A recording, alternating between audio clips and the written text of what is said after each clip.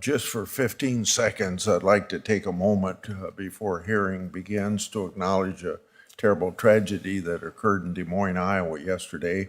3 teenagers were shot from a passing vehicle near East High School in Des Moines. One of those teenagers has died. I'm sure his family is heartbroken by this loss, and hundreds of community leaders and members are grieving. I know we'll be talking about threats and attacks on schools and houses of worship today. Ensuring that all Americans are safe has never been more pressing than it is now. Thank you. Thank you, Senator Grassley. 10 years ago, a white supremacist walked into the Sikh temple in Oak Creek, Wisconsin, opened fire, killing 6 worshipers in cold blood. At the time, it was one of the deadliest hate crimes in modern American history. In hindsight, it was just the latest in a wave of violent, hate-filled attacks. After the attack, I held a hearing on hate crimes and the threat of domestic terrorism. Sadly, decades later, this threat has only grown. I'd like to start the hearing with a video on the wave of hate crimes that has swept our country. Investigators say that a suspect entered the Congregation Beth Israel Synagogue in Colleyville, Texas, during its Sabbath morning service and took the rabbi and 3 others hostage. We are following new reports this morning of bomb threats at historically black colleges and universities. The neo-Nazi group attacked, pepper sprayed, beat up, and spit on a Jewish college student, reportedly because he had an Israeli flag icon on his license frame. A terrifying 2 hours of hate crimes in New York City. All 7 women assaulted were Asian American. Yesterday, I went into Spelman College University with a backpack on, with 2 explosives in them. Because of this reason, there are too many black students in it. We are getting a better idea of just how many bomb threats have been made against historically black colleges and universities and other institutions for that matter over the past few months. The FBI said since the beginning of the year, at least 57 HBCUs, houses of worship, and other institutions have been targeted. More than 30 FBI field offices are looking into the threats and investigating them as racially or ethnically motivated hate crimes. That's more than 1 threat per day. The prosecution found evidence saying all 3 men had a history of racism. No one had been convicted of a federal hate crime in the state of Georgia before today. As they were hitting me and taking off my hijab, they continuously kept saying, "I got you now." The woman talking about, I don't want this kind of person sitting in front of me. Y'all sell y'all's people, you garbage. I must continue to fight. I don't think a mother should go through the heartbreak that I've went through. We're hardly 3 months into 2022, and already our nation has seen a spate of hate crime. In January, as was reported, a man entered a Texas synagogue, held 4 Jewish worshipers hostage at gunpoint. Thank goodness no worshipers were harmed. But that was due to the heroic acts of state, federal law enforcement, and Rabbi Charlie Citron Walker, who will join us today. A few weeks later, a number of Jewish-owned businesses and synagogues in my home state of Illinois were vandalized with anti-Semitic graffiti, including spray-painted swastikas. More than 24 historically black colleges and universities have received bomb threats in the last 2 months, including as recently as last week. The threat of violence hangs over the heads of thousands of students who are told to shelter in place instead of attending classes. These threats are being investigated as hate crimes and domestic terrorism by the FBI. On February 23rd, a Texas man pleaded guilty to federal hate crime charges after brutally attacking an Asian family at Sam's Club, where he stabbed a 6-year-old child and his father while yelling, "Get out of America." And 2 weeks ago, 3 men were convicted of federal hate crime charges in the murders of Ahmaud Arbery, a black man they chased and killed when he jogged through a suburban neighborhood in Georgia. The list goes on and on and on.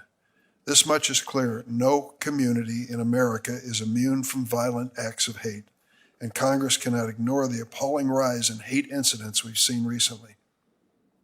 The FBI's most recent annual report revealed that hate crimes in 2020 were at the highest level since 2001, with more than 8,000 criminal incidents reported. These figures are sobering, but they don't tell the whole story. According to the Justice Department's Bureau of Statistics, there are actually hundreds of thousands of hate crimes across our country each year. Many are reported by victims, and when they are, state and federal police too often do not report them to the FBI. We have to address this reporting gap. When criminals attack our neighbors based on who they are, where they're from, how they pray, who they love, they have to be prosecuted to the fullest extent of the law. We must also be honest about the role of hateful rhetoric in fueling these violent acts. For too often in recent years, elected officials and prominent media personalities have stoked the embers of fear.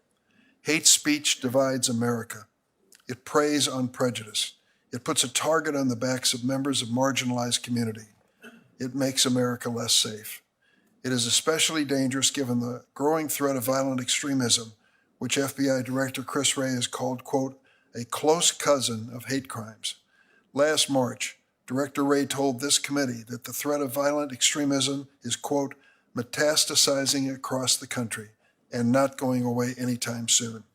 As I've said time and again, violence to advance political or ideological goals is unacceptable, no matter where on the spectrum it occurs. But we cannot have an honest discussion about hate crimes without acknowledging the role of violent white supremacists, which our intelligence and law enforcement agencies have said pose the most lethal domestic terror threat. The good news is this Congress has taken some steps in the right direction to respond to hate crimes. Last year, we passed and President Biden signed the COVID-19 Hate Crimes Act. Important bipartisan bill expanded the Justice Department toolkit for addressing the appalling rise in hate incidents targeting members of the AAPI community and other communities at risk. That legislation also included the Jabara Hauer No Hate Act, which will provide hate crime reporting and expand resources for victims. None of us are under the illusion that one bill or one committee hearing is a silver bullet for preventing hate crimes. There's more to do, and during today's hearings, I look forward to learning what we can do to better support the survivors of hate crime and the members of law enforcement who respond to them. With that, I turn to Senator Grassley. Thank you. Thank you, Chairman Durbin, and welcome to our panelists. This is a very important hearing. The Republican side asked for this hearing back in April of last year. I'm glad we're doing it now. Hate crimes are rising as violent crime goes up in many cities across our country. We've all read horrible stories about attacks in New York, Los Angeles, and a lot of other places. There's been a disturbing rash of threats on historic Black college and universities. Attacks on Asian Americans and Jewish Americans continue at alarming rates. These crimes spread terror far beyond their direct victims. Threats on schools and attacks on houses of worship can intimidate an entire community when that community has been targeted. These crimes chill participation in the most important aspects of our daily lives. These crimes make us afraid to go to the very places where we should feel the most safe. This rise in hate crimes is deeply disturbing to all Americans. In the course of speaking with members of the Black, Asian American, and Jewish communities, I've received an outpouring of concern. I'll enter into the record today numerous letters from lawmakers, community organizations, and community leaders about this hate crime spike and how we can combat it. I'd like to recognize some of my guests here today, including UNCF and the Korean American Grassroots Conference. Thank you for sharing your concerns with me, and thank you for your important work. Congress can do much to call out these biased crimes. Congresswoman Steele with us here today and myself have led resolutions condemning hates of act against Asian Americans and Pacific Islanders. Senator Cruz and Cornyn from Texas have led a resolution condemning anti-Semitic attack on synagogue in Colleyville, Texas. Senator Scott has led a resolution condemning these hateful threats on Hbcu's historic Black colleges and universities, and there's more that Congress can do. Last year, we passed the COVID-19 Hate Crimes Act with overwhelming bipartisan support. I appreciate Senator Hirano's work with Senator Collins to improve the bill, and I appreciate her kind words on the contributions that I and others were able to make. We must now engage in oversight over the department's implementation of that act. One of the challenges in pursuing these crimes is being sure that law enforcement can recognize hate motive. It's therefore unfortunate the FBI refused our invitation to appear here today. The FBI appears to have to struggle at first to even recognize anti-Semitic motives in Colleyville attack. They also have been disorganized in a response to threats at these historic black colleges and universities. Staff, for myself and for Senator Durbin, worked together and appealed to the FBI to provide witness with knowledge at just about any level in the organization. That organization declined flat out. That's sad, very disappointing. I thank Senator Durbin for pressing with me for an FBI witness. And I hope we will continue rigorous oversight of the FBI's response to hate crimes. The rise in hate crimes coincides with a major rise in crime in many cities. Violence on the streets is up and sadly includes hate crimes as well. One theme that I've heard constantly in speaking with communities that have been targeted by these hate crimes is that the police are stretched thin. They're understaffed and challenged not only by real threats, but also hoaxes that prey on the deeply upsetting nature of hate crimes to achieve a maximum effect. In some cities, the police can't sweep the campus each time that there's a bomb threat against a historic black college and university. I've been informed by groups like Secure Community Network that when law enforcement is overburdened, and this places a terrible weight on houses of worship to provide for their own security. It's no surprise that hate crimes are up in cities where crime is up generally. I hope this hearing will be one of many that will examine all aspects of crime spike and how we can combat it. Thanks to our witnesses for being here today. Thanks, Senator Grassley, and want to welcome back Senator Padilla. How you feel? You look good. Before we begin, let me briefly lay out the mechanics for today's hearings. First, we'll hear from our congressional colleagues. Then I'll swear in Assistant Attorney General Clark. We'll each have 5 minutes to question her after she makes an opening statement. Then a round of questions. There'll be a round of questions with a final panel. We'll once again have 5-minute limits to each round of questions by our membership. Welcoming Tim Scott of South Carolina.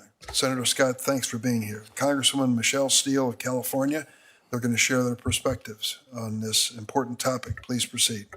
Thank you, Mr. Chairman. Thank you to the ranking member, Grassley, as well, for holding such an important hearing on a topic that is obviously growing in importance around this country right now. Certainly with a backdrop of increasing hate crimes around this country, it is important to note that we have finally, after 200 times, tried and they failed.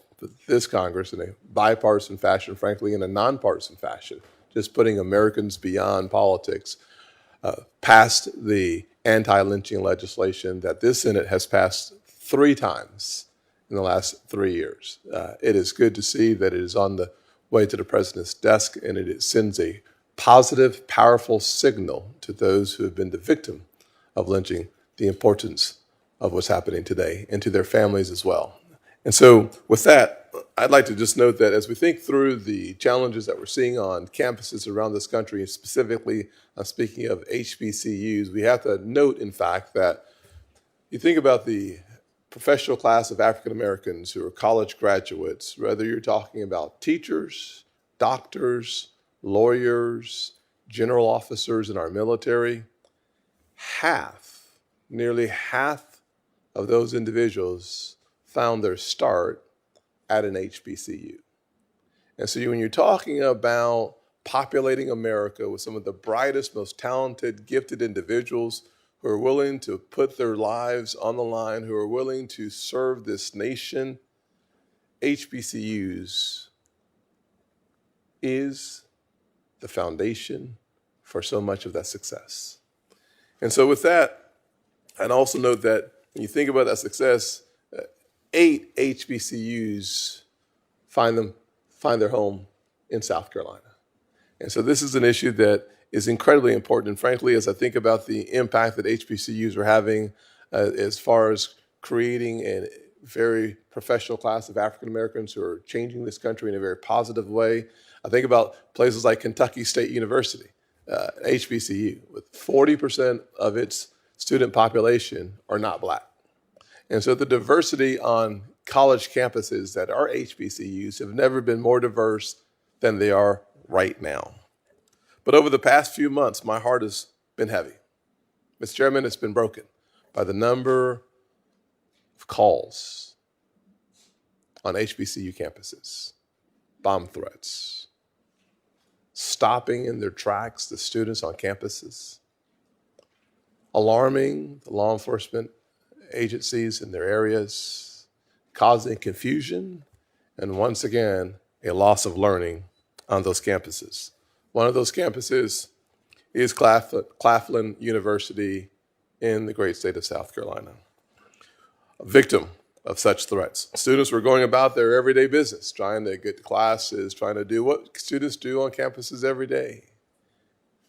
Being told to shelter in place, find safe haven, when you're just trying to learn. It's a devastating event that could easily scar you emotionally as well. As we've learned with this pandemic, these kinds of unnecessary and unwanted disruptions within the campus community and the spirit of fear within our education systems can be detrimental to the long-term health and viability of our students. Education played a key role in my life, and I know that it does in so many lives in this body and around this country. And it's important for us to protect that place, that sacred place of education in our country. In addition to the campus disruptions, these kinds of threats also draw down a significant amount of resources from our law enforcement agencies that are already struggling. Ranking Member Grassley talked about the challenges of meeting the demands, and I am thankful that President Biden spoke about the importance of providing our law enforcement agencies with more funding because the challenges that they face are extreme. It shouldn't be this way. Schools should not be a place of fear. They should be a place where dreams come true. Our nation has fought and fought and fought and continues to fight against dark elements within our society, and we will continue to do so. Last week, I was pleased to see the Senate unanimously pass bipartisan resolution condemning these evil threats of violence against HBCUs. We need the DOJ and the FBI to continue to provide oversight and to provide investigations. It's also sad to see that more than half of the hate crimes against people of a religious background happen to our Jewish members of this society. We can do better. We should do better, and it's one of the reasons why I supported and sponsored legislation around anti-Semitism on college campuses as well. I believe it is our responsibility as an American family to address the issues that challenge us, because a threat to one is indeed a threat to all. Thank you, Senator Scott, for being here today. And I want to, before I recognize Congressman Steele, just acknowledge your accomplishment together with Senator Booker and Senator Warnock in passing the Emmett Till anti-lynching bill before the Senate last night on its way to the president, as you mentioned. I want to salute my colleague, Congressman Bobby Rush, who is the House sponsor of this measure and is retiring this year. It's fitting that he achieved this. We've tried for over a century to pass that legislation, over a century. Yes. And one of the seminal events, I think, that led to its passage was the tragedy of Emmett Till, a 14-year-old who went to a family vacation in Mississippi and was murdered when his body was returned, his mutilated body returned to Chicago, his mother, Mamie Till Mosley, decided in a very courageous moment to have an open casket so everyone could see what happened to her boy. It changed America. I think the conversation on civil rights really took a different approach after that horrible, horrible event. The fact that this bill was named after that young boy, 14 years old, who died in Mississippi, is certainly, I think, one of the elements that brought it across the finish line finally. Congratulations to you. It was an historic achievement. To the entire Congress. Thank you, sir. Thank you. Congresswoman Steele.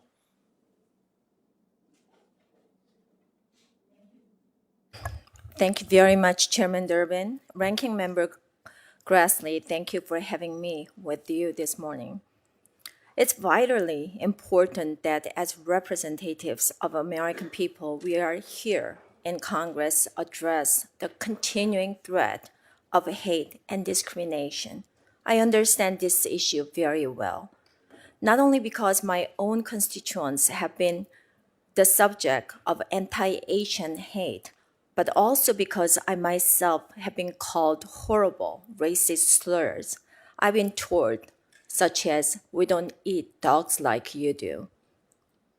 As a proud American and somebody who loves this country dearly, I take this rise in hate crimes very seriously, and I'm pleased to join you today as a part of our joint efforts to tackle this issue. 1 year ago, I testified before the House Judiciary Committee about the troubling rise of hate crimes and discrimination, especially against members of Asian American Pacific Islanders communities. The situation has only gotten worse since then, and members of the AAPI community continue to suffer hate and discrimination in alarming rates. Reports of anti-Asian hate incidents increased 339% in the past year, which is especially shocking because the year before already had an increase of 124%. 70% of these incidents targeted women. Most of the time, these incidents happen in public spaces. Just like last year, California was at the top of the list of hate incidents per state. This problem is clearly out of control and it needs to stop immediately. Though incidents of hatred against the AAPI are on the rise, there are lots of reason to be optimistic. We can all agree that violence and hate are no place in the United States of America. While partisan divisions often seem to prevent us from doing our work, this is an area where we can and do find common ground. I have been proud to witness the ways in this Congress has acted to fight hatred against the AAPI communities. Last year, I introduced the resolution condemning hate crimes committed against members of the AAPI community. The Senate passed their own version of that very same resolution. The support for that resolution has been truly inspirational, and it shows that we can work together. We also came together as Democrats and Republicans to pass strong bipartisan legislation to combat hate crimes with the COVID-19 Hate Crimes Act, which is empowering federal law enforcement to attack this problem head on and put a stop to rise in hate crimes. While I'm proud of the important work we have done here in Washington, D.C. to address this problem, legislation is not enough to solve an issue that starts in hearts and minds. As a member of Congress, we also have a responsibility to take action on the local level to engage our communities and enlist their help in fighting this problem from further poisoning our country. Last May, I formed an AAPI advisory board back home in Orange County. I'm working with these local leaders to find ways that Congress can better serve this community and combat the rise in anti-AAPI hate. They are the ones on the ground facing this issue every day. Their experience and knowledge have been very valuable to me, and I believe that all members of Congress would benefit by engaging directly with the AAPI communities in their own districts. One of the best things we can do to stop this problem right now is empower people to stand up and speak out. I have hosted self-defense classes in my community, including one last week for seniors. Community events like these are very important for our Asian communities to help them protect themselves and stop Asian crime. Working together, I know that we can protect our neighbors and stop hate, not just in AAPI communities, but wherever it is. I thank the committee for the opportunity to testify today, and I look forward to future opportunities to work together and end hate against our fellow Americans. With that, I yield back. Thank you very much for inviting me today. Congresswoman Steele, thank you very much for joining us today. We now will welcome the Assistant Attorney General for Civil Rights, the Honorable Kristen Clark. She's a lifelong civil rights lawyer, spent her entire career in public service. At the Justice Department, she oversees federal civil rights enforcement and works to uphold the civil and constitutional rights of all Americans. She began her career as a trial attorney in the Civil Rights Division. Before confirmation, she served as president and executive director of the Lawyers Committee for Civil Rights under the law. So if you'll stand for one moment and raise your right hand. Do you affirm the testimony you're about to give before this committee be the truth, the whole truth, and nothing but the truth, so help you God? Yes, I do. Let the record reflect that the witness has answered in the affirmative. And the Assistant Attorney General is now recognized for 5 minutes opening statement. Thank you.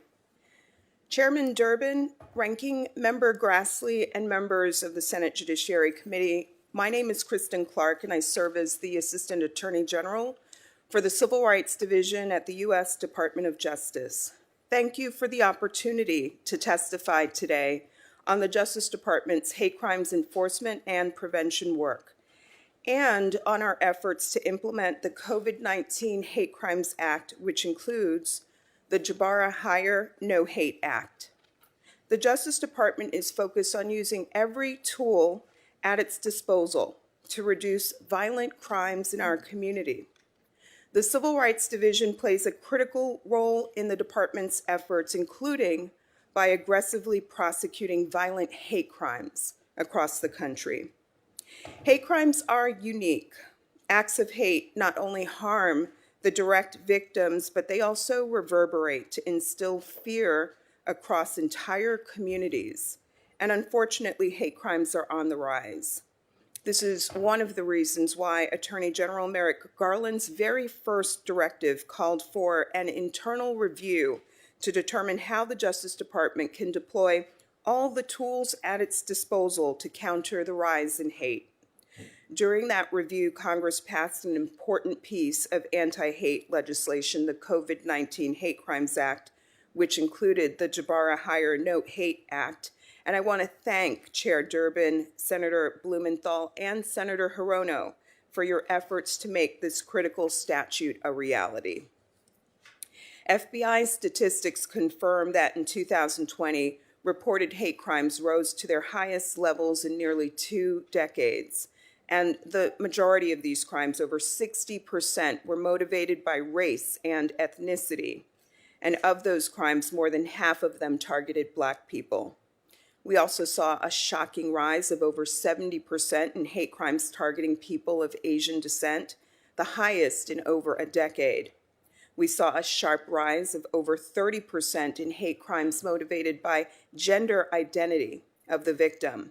And we've seen acts of hate targeting houses of worship in religious communities, including the recent and terrifying hostage-taking targeting the Jewish community at a synagogue in Colleyville, Texas. Last May, the Attorney General issued a memorandum that strengthens the Justice Department's efforts to address unlawful acts of hate. from incident reporting to stronger law enforcement training and coordination, to community outreach and designation of a department-wide hate crimes coordinator, the department has been fully activated in the fight against hate. Under that memorandum and the COVID-19 Hate Crimes Act, the Civil Rights Division is expediting its review of federal hate crimes. Since January of 2021, we have charged more than 30 defendants with federal hate crimes. We've also secured convictions and sentences in more than 20 hate crimes cases.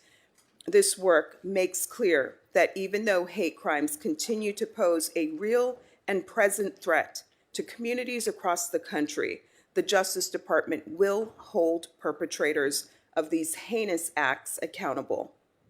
We know that racially motivated violence is a persistent problem. Just a few weeks ago, we secured hate crimes and attempted kidnapping convictions against the 3 men who tragically murdered Ahmaud Arbery. Mr. Arbery was targeted because of his race by 3 white men while jogging in a Georgia neighborhood. Georgia did not have a hate crime statute when Mr. Arbery was killed. The department stepped in to fill the gap. The evidence at trial revealed the defendant harbored racist beliefs that led them to make assumptions and decisions about Mr. Arbery because he was Black. For example, the evidence showed that one defendant had referred to his daughter's Black boyfriend as a monkey and used the N-word. A second made deeply racist comments to people he barely knew, and he indicated he believed that, quote, Blacks are nothing but trouble. And the third associated Black people with criminality and wanted to see them killed or harmed. In February, a Texas man pleaded guilty to hate crimes charges for attacking an Asian family at a store in Midland, Texas. The defendant saw the family, followed them, and violently attacked the father and his 2 young children with a knife. The defendant admitted he targeted the family because he believed they were Chinese and deemed them responsible for the COVID-19 pandemic. We've also investigated and prosecuted cases involving hate based on gender identity, and sexual orientation. Last July, for example, the department charged an Ohio man who self-identified as an incel, or involuntary celibate, with allegedly attempting to conduct a mass shooting of women at a university and illegally possessing a machine gun. He allegedly wrote a manifesto stating that he would, quote, slaughter women, and a note saying that he hoped to, quote, aim big, end quote, for a kill count of 3,000 people. And in June and November of last year, we prosecuted cases in Texas and Oregon involving defendants who used the social media app Grindr to target, lure, and assault gay men because of their sexual orientation. We've also prosecuted numerous defendants for hate crimes based on religion.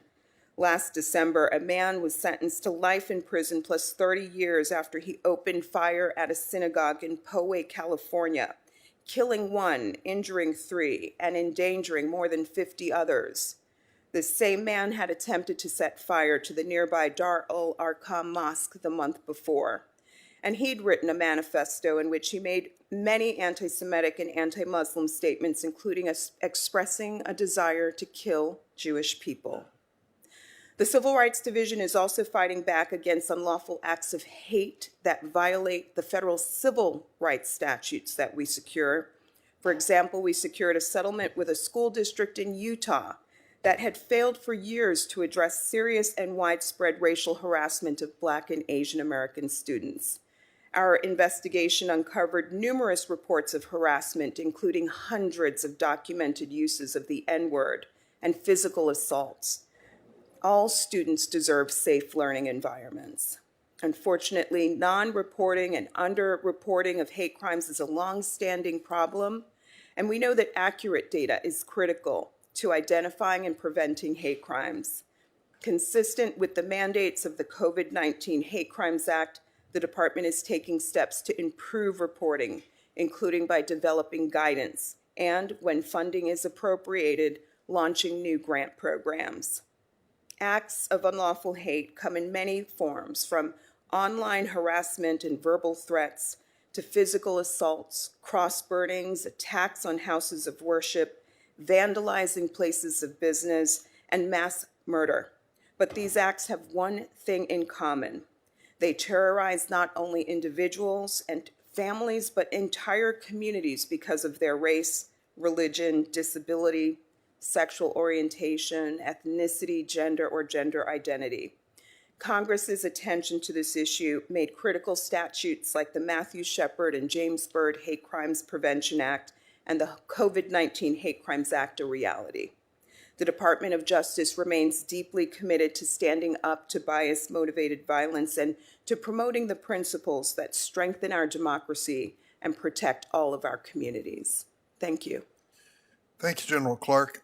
General Clark, when President Grant created the Justice Department in 1870, their first mission was to secure the civil rights promised by the Reconstruction-era amendments. And the first actions included the prosecution of Ku Klux Klan members who terrorized Black Americans. That scourge of white supremacist terror persists to this day in our country. Our law enforcement intelligence agencies have repeatedly warned that violent white supremacists pose the most lethal domestic terror threat. The threat is growing. Last year, FBI Director Wray told our committee that during his tenure at the FBI, the number of investigations and arrests of white supremacists has grown significantly. So I need to ask you two questions. We want more and better reporting of the incidents of hate in America. There are more than 70 cities in our country with populations over 100,000 who either did not report any hate crimes to the FBI or affirmatively reported they had no hate crimes during the reporting period recently. Even more troubling, 2020 was the third year in a row with a decline in law enforcement agencies submitting hate crime data to the FBI. We know the FBI data is deeply flawed because the Justice Department's Bureau of Statistics has reported that there are on average 250,000 hate crimes annually in the United States. Last year, as you mentioned, we passed the Jabara Hire No Hate Act, designed to provide more resources to law enforcement to improve data collection and reporting. So two questions. Is it getting better? Can we expect any results to show that we paid attention to the new law and we have better reporting from state and local law enforcement? And secondly, what actions are being taken against white supremacist groups? Thank you for that question, Chair Durbin. Working to ensure that our local and state law enforcement agencies are doing a better job capturing data is one of our top priorities at the Justice Department. We are working to provide guidance and working to shine a light on this issue. We know that accurate data is critical to ensuring that we are deploying resources to the right places, critical to identifying hotspots, critical to preventing violent hate crimes from happening. So this is one of our top priorities. In terms of our current present-day efforts to counter white supremacy, this is also a top priority for us in the Civil Rights Division. You noted the history that led to the founding of the Justice Department, and Attorney General Merrick Garland speaks to that history often. And sadly, too many of the events that we see unfolding in our communities across the country today remind us that while we have made progress, racially motivated hate remains a stark problem in our nation today. The Justice Department's recent conviction secured against the 3 men who killed Ahmaud Arbery stands as a powerful reminder of that. Another powerful example of this concerns a defendant who was recently sentenced to life without the possibility of parole for a murder. He targeted 2 Blacks and an attempted murder on a 3rd African-American at a Kroger store in Kentucky. He followed the Black man who was shopping with his grandson, shot him in the back of the head, then shot him several times in the torso, then shot a Black woman in the parking lot and attempted to attack a 3rd. Sadly, at every turn, we knew that racially motivated hate violence is alive and well, and the Civil Rights Division is committed to using the tools that Congress gave us to stand up to the threat. There's an inscription on a building downtown, not far from here, that says those who don't learn history are condemned to repeat it. How would you characterize our responsibility to tell America in general and the newest Americans exactly what the honest, complete history of race relations has been in the United States? Critically important, Chair Durbin. America's history is one where we've seen great progress, and we continue to work to make real the promises underlying the 13th, 14th, and 15th Amendments. But sadly, we know that racial discrimination, racial harassment, racially motivated violence continue to be problems that threaten the safety of people living in their communities, threaten our children who are learning in school environments, pose threats to workers in the workplace. So it's important that we understand our history and that we continue to focus today on these long-standing problems that have loomed heavy throughout our nation's history. Thank you, General Clark. Senator Grassley. Welcome, General. General Clark, you're sitting alone here today, but you shouldn't be. The FBI declined to appear for this hearing, and I believe they put you forward to answer questions for them. I've heard some concerns about the FBI's response to hate crimes. I've heard they've been uncoordinated and that the FBI hasn't always kept in touch with the communities that have been targeted.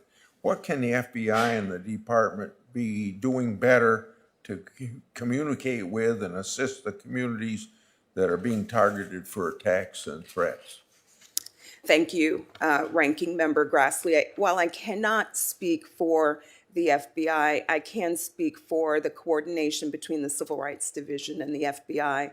We know that they have elevated hate crimes to one of their highest threat band levels. We've worked with them to carry out training for law enforcement across the country to ensure that they are instituting best practices when it comes to standing up to hate. I know that with respect to the most recent tragedy in Colleyville, Texas, that the rabbi at the synagogue that was targeted credits the active shooter training that was provided and supported by the FBI. So while I can't speak for Director Wray, I do know that standing up to hate crimes is an important priority for the agency. Should the FBI have more coordinated national leadership when there's a string of related crimes like these dozens of threats that have appeared at historical Black colleges and universities? Ranking Member Grassley, I can't speak for the FBI, but what I can tell you is that in the dozens of recent hate crime prosecutions that we've brought over the past year, we could not have done this work without the expertise and resources that the FBI brings to bear in investigating these cases, developing these cases, and the aid that they bring to our prosecutions is critical. The FBI didn't immediately understand the anti-Semitic nature of the attack at Colleyville, even though it was an attack on Jewish congregants. Apparently, the FBI thought that because the attacker was motivated by a jihadist, international terrorist ideology, he couldn't also be anti-Semite. Is it correct that many international terrorism movements have an anti-Semitic ideology? And if so, shouldn't the FBI agents who work international terrorism cases be trained to recognize this as domestic terrorism investigators are? Ranking Member Grassley, I believe that you are referring to a preliminary statement that was made on the ground by an agent in the heat of the moment on the heels of that tragic hostage taking. The FBI has been unequivocal in declaring this an act of anti-Semitism, in declaring this an attack on Jewish people who were targeted because of their faith. And we know at the department that anti-Semitism is a problem in the United States today. And the FBI stands as a partner to us in the Civil Rights Division in our work to hold perpetrators accountable when they target Jewish people because of their faith.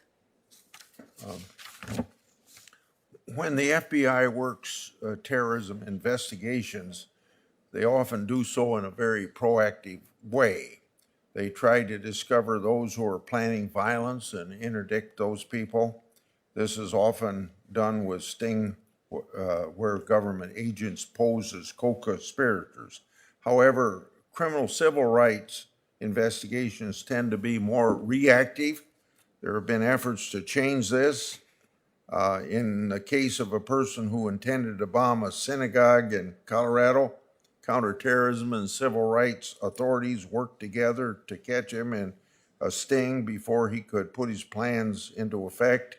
In fact, as a staffer of mine and a staffer for Senator Durbin's worked together on that investigation while they were both at the Department of Justice. My question, how can the Department of Justice bring a more proactive approach to hate crime investigations?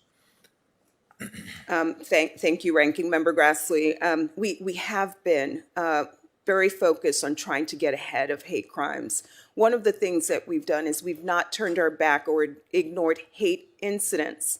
These are incidents that may not run afoul of our criminal statutes, but may run afoul of our civil statutes, and if ignored, could escalate into something more violent. I'll give you one example out of the state of Utah involving the Davis School District, where students were subject to harassment. There were hundreds of documented incidents of racial slurs and violent acts targeting young people, and we worked with the school district to put in place a comprehensive set of reforms that will help to ensure a safer learning environment for those students. But working to address non-criminal hate incidents that may run afoul of our federal civil rights statutes is one of the ways that we're trying to be proactive and get ahead of issues before they escalate into something more dangerous and violent down the line. Thank you. Thank you, Senator Grassley. Senator Coons. Thank you, Chairman Durbin, Ranking Member Grassley, for this important hearing, and thank you, Assistant Attorney General Clark. It's great to see you again, and I'm so grateful for your decades of commitment to this important and critical challenge facing our nation. It is as old as our nation, and deploying the resources and the capabilities of the Department of Justice to better analyze and understand hate crimes that continue to be committed across our country against Americans based on their race, their ethnicity, their orientation, their religion, is a critical part of being the Department of Justice. There was a panel before you, and I just will briefly thank Senator Tim Scott, my co-chair of the HBCU caucus, for his partnership with me in a resolution that passed the Senate unanimously, and I hope will be adopted by the House later today. And while I do think we need to focus on where we're moving forward, 2 centuries of underfunding in the resources for HBCUs has also left them under-resourced to deal with some of the physical infrastructure challenges that this wave of threats also lays bare. And so I'm working with Senator Scott on the Ignite HBCU Excellence Act to invest further in security and in institutional infrastructure. Attorney General Clark, Assistant Attorney General Clark, what I'm talking about is an alarming pattern of threats on HBCU campuses, including Delaware State University, my own state. Could you just tell us briefly how DOJ is communicating with campus leaders to ensure they understand how to take appropriate action to secure and support their campus communities? Thank you, Senator Coons. It is my understanding that the FBI's counterterrorism unit is handling the investigation into this matter. While I can't speak for the FBI's work, I do understand that more than half of the field agencies across the country have been activated to focus on these threats. I also understand that they have conducted outreach to security points of contacts at HBCUs and other critical stakeholders. I think there's reason to put a particular focus on this wave of threats because of the impact it has on campuses that have already had a long struggle due to COVID and are overcoming historic challenges, and it sort of freezes in place a campus that is meant to be a door to opportunity and is a door through which so many in Delaware and in other parts of our country have walked in the past. I've long been an advocate for the nonprofit security grant program, which provides assistance to houses of worship to help bolster their security. On the next panel, we'll hear from a rabbi who has recently experienced just the latest in a whole series of attacks on houses of worship. How does the Department of Justice work with Homeland Security to help houses of worship protect themselves? And what more do you think we could do in terms of authorities or resources from Congress that might strengthen that work and work with HBCUs? Thank you, Senator. We work very closely with the FBI and our other federal law enforcement partners to stand up to the very real threats that we know we see at houses of worship across our country. Just to give you an example of some of the work that we've done very recently, just 2 weeks ago, we secured a 7-year sentence against a man who targeted 3 churches in the Nashville area, 2 Baptist churches, 1 Catholic church, and 1 Methodist church. The defendant carried out arsons targeting these houses of worship. In Minnesota, the Dar al-Farouk Mosque was targeted. We secured a 53-year sentence against a defendant who established a terrorist militia group called the White Rabbits in Illinois, recruited co-defendants to join the militia, which outfitted them with paramilitary equipment and rifles. They then drove rented pickup trucks to Bloomington, Minnesota, to carry out a bombing of the mosque. They deployed a 20-pound black powder pipe bomb, which exploded, causing extreme damage. There were worshipers who were gathered inside. The defendant targeted this mosque to terrorize Muslims into believing that they are not welcome in the U.S. So these are just some of the examples of the work that we are doing to hold perpetrators accountable when they target houses of worship, regardless of their denomination. We believe that all people, regardless of their faith, should be free to practice their religion in our country. Thank you. Thank you both for sharing that horrifying specific incident and for so much hard work by you, by your colleagues at the Department of Justice. I hope we can work together to strengthen your partnerships with state and local law enforcement. I'm the co-chair of the Law Enforcement Caucus, both to improve the quality of the data being collected, as the chairman mentioned in his opening comments, and to improve the security of Americans who should be free to work, to live, to worship, to pursue their own dreams in this country without the sort of hateful harassment and sometimes literal attacks that are the focus of this hearing today. Thank you. Thanks, Senator Coons. Senator Cornyn. Ms. Clark, you're no doubt aware that the vast majority of Americans today feel like crime is a serious problem, violent crime, and large supermajorities say that they think the problem is just getting worse. I know this committee has had a hearing on carjacking and today on hate crimes. But is there any reason to consider that crimes that are motivated by race or ethnicity are more or less serious than crimes committed for other reasons? Yeah, thank you, Senator Cornyn. As you know, violent crime is on the rise, and no doubt hate crimes are an important part of that equation. Many of the hate crimes that we are seeing across the country result in loss of life, result in assaults carried out on innocent individuals. For Attorney General Merrick Garland, standing up to violent crime in the United States is a top priority. He has activated the FBI and U.S. attorneys' offices to institute anti-violent crime plans. And in the Civil Rights Division, our part in this fight is standing up to hate crimes using the statutes that Congress gave us. Well, there's no doubt that crimes targeting people based on their race or ethnicity are despicable. But I'm asking you, should we be any less vigilant on investigating and prosecuting other crimes that are not based on ethnicity and race? No, all crime is abhorrent, and we need federal, state, and local law enforcement working to stand up to crimes wherever they are carried out against innocent lives. Do you agree that the defund the police movement has been a bust? I do not support defunding the police. I know that the Justice Department does not support defunding the police. We work every day to make You're sure. familiar with the fact that there were people across the country advocating defunding the police.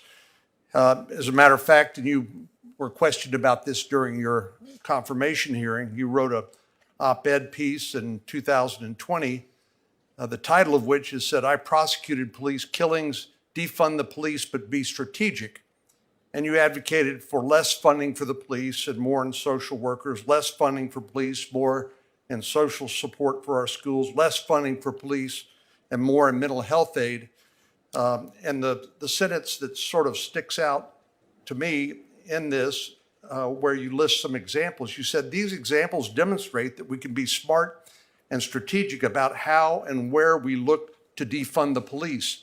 Do you regret your op-ed and support for cutting funding for police?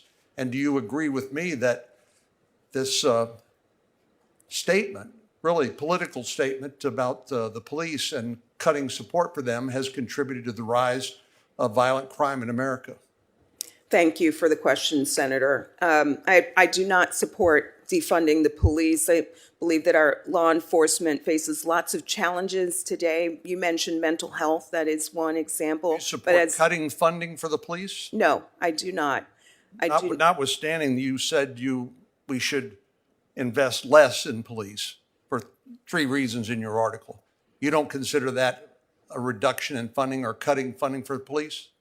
Well, Senator, I'm representing the Justice Department today, and we are dispensing hundreds of millions in support and grants to support our local and state law enforcement across the country. I know that we need law enforcement equipped with the resources necessary to stand up to violent crime, to hate crime, and other kinds of crimes that are carried out across the country. Are you familiar with the recent federal district court case in Northern Virginia where the trial judge ruled unconstitutional a racial balancing formula for admission to the school that resulted in a reduction of Asian American students being admitted? Are you familiar with that case? I'm not familiar with that case, Senator. And do you believe that targeting Asian Americans for reduced participation in our society or in public education is a goal that the U.S. government should pursue? I believe that we need to stand up for all communities, and anti-Asian hate, for example, is a very real problem in our country, and we're committed to standing up to that. And in the Supreme Court, as you know, there are a couple of cases pending concerning race-based admission standards negatively affecting Asian Americans. Has the Justice Department under President Biden argued that those lawsuits ought to be dropped so that the Supreme Court does not render a judgment? Senator, I have not worked on those cases that are currently at the Supreme Court. You're the head of the Civil Rights Division, I believe, correct? Yes, I am. You're familiar with the cases? I am familiar with the cases. You don't know whether the Justice Department has argued that those cases should be dropped so the Supreme Court does not make a decision? Well, I believe that the senator is referencing a case involving Harvard University and the University of North Carolina. That's correct. Those matters are being handled by our Solicitor General, so I would direct the senator's attention to the briefs that the Justice Department. I'm asking you. I have not worked on those cases during my time at the Justice Department. Do you support policies that diminish the opportunity of Asian Americans to participate in higher education? I fully support full enforcement of our civil rights laws to ensure protection of all communities across our country, including the Asian American community. Thank you, Senator Cornyn. Senator Klobuchar. Thank you very much, Mr. Chair.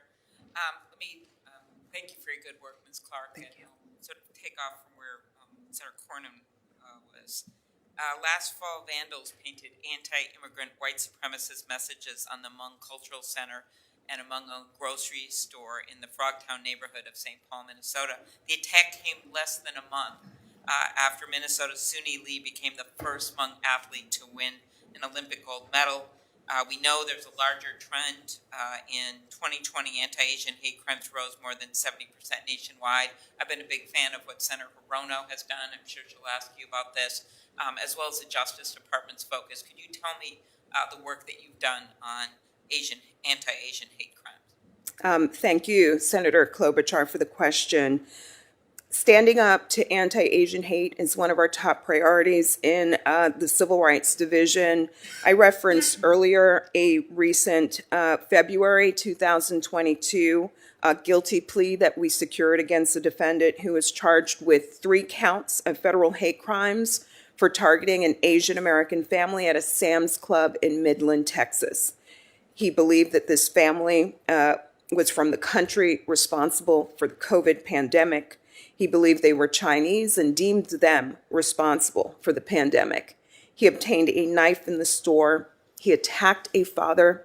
He slashed a 6-year-old child and pursued a 2-year-old and yelled that they should, quote, get out of America. This is just one among a number of ways that we are standing up to the problem of anti-Asian hate in the country. Thank you. I want to turn to another case where the Department of Justice dedicated FBI agents and prosecutors, and this was actually back before your time, but it was an incredible work in identifying those that bombed the Dar el-Farouk. You brought this up in your comment center in Bloomington, Minnesota in 2017. The person who orchestrated the bombing was sentenced to 53 years in prison. We also had 2 Jewish community centers that were targeted. It was a point of pride for us that when the people came back after wandering around in the cold to the Jewish Community Center, the first call that had been left for them was from the Islamic Center asking them if they needed a place to gather. So we worked really hard on these issues in our state, between especially our Somali population, our Jewish population. Could you talk about how the FBI has reallocated resources in order to investigate and prosecute crimes at religious centers? Thank you, Senator Klobuchar. Well, I can't speak for the FBI. I can speak to how we coordinate with them inside the Civil Rights Division. I know that they have raised hate crimes to one of their highest threat band level. I know that they are engaged in outreach to stakeholders across the country. I have worked with the FBI on trainings that they are conducting for law enforcement to ensure that they are instituting best practices when it comes to standing up to hate. We have partnered with them in outreach events to impacted community groups to talk about the way that the Justice Department and FBI are prioritizing the fight against hate. So while I can't speak for them, I know that through our coordination efforts, it is very clear that this is a top priority for the agency. Thank you. I know Senator Coons asked about the HBCUs and the threats, the bomb threats.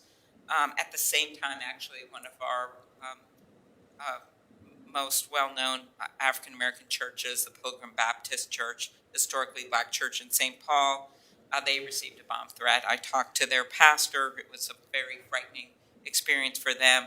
And one of the things to step back and look at this, and I know that put resources into this, is the need to have U.S. attorneys in place. I raised this at a hearing last week. I'm going to continue raising it. I particularly thank Senator Durbin for his raising this, but we have a number of U.S. attorneys on hold, as you're aware, from one senator. And I just want to make clear, I think you know the situation in our state. We have 2 well-loved police chiefs, both who retired. There's a search going on, Minneapolis and St. Paul, so we only have acting chiefs. We have a retiring DA in Hennepin County, and we have no U.S. attorney in place. And in fact, the last acting went to the Justice Department, who came in actually during the Trump administration, and is a very good person, but he's now in Washington. So that's our situation.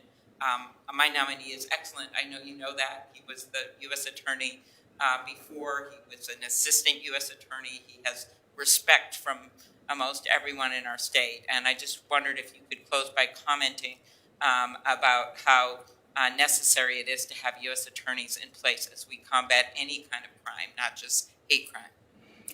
Yeah, thank you, Senator. We could not do our work. We could not stand up to the threat of hate crimes without the support of our U.S. attorneys' offices across the country. These regional offices are on the front lines. They bring critical resources to bear in this fight.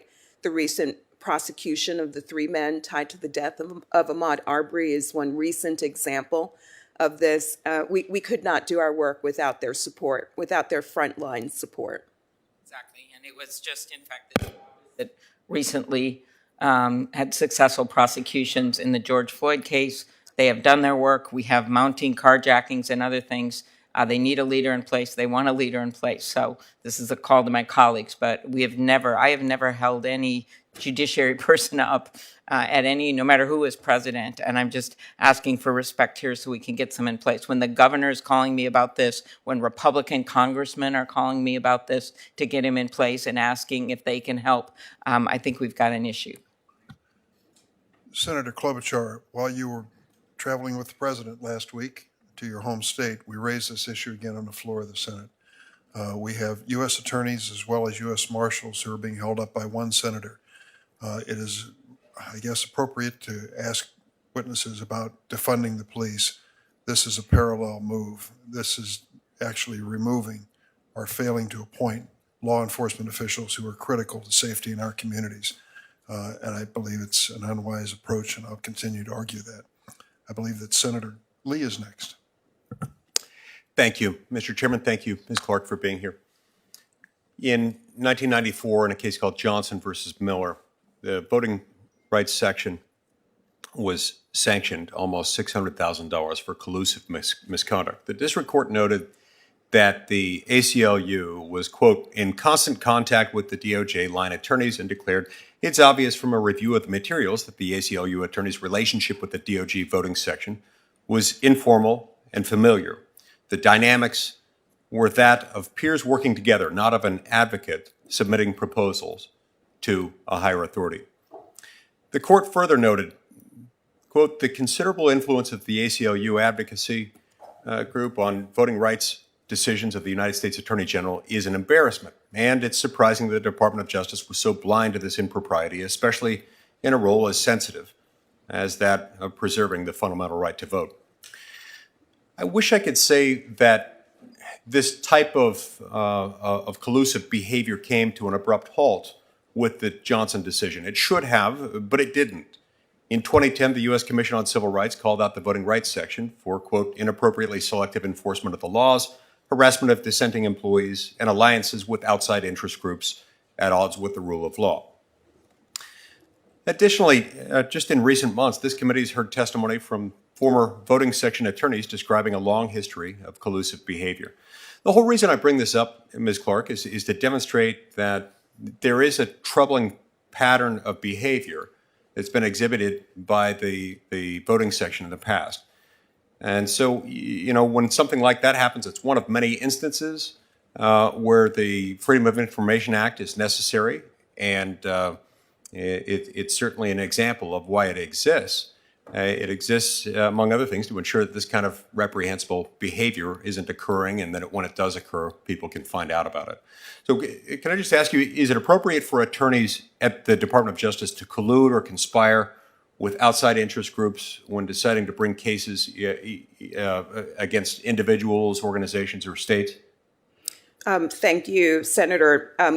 Collusion and conspiring certainly sounds inappropriate. What I can assure you, Senator, is that we carry out our work in the department, in the Civil Rights Division, independently and with a focus on the facts and applying the law to the facts. I appreciate that, and I think that's the kind of thing that all Americans should be able to expect from the department, and where that's the case, it'll be borne out. It's one of the reasons why it's concerning to me. It's come to my attention that at the end of August of last year, the Secretary of State of the state of Georgia submitted a FOIA request, quote, seeking communication discussing Georgia's new election law or the Biden administration's lawsuit against the law between 62 identified outside individuals, entities, members of Congress, and their staffs.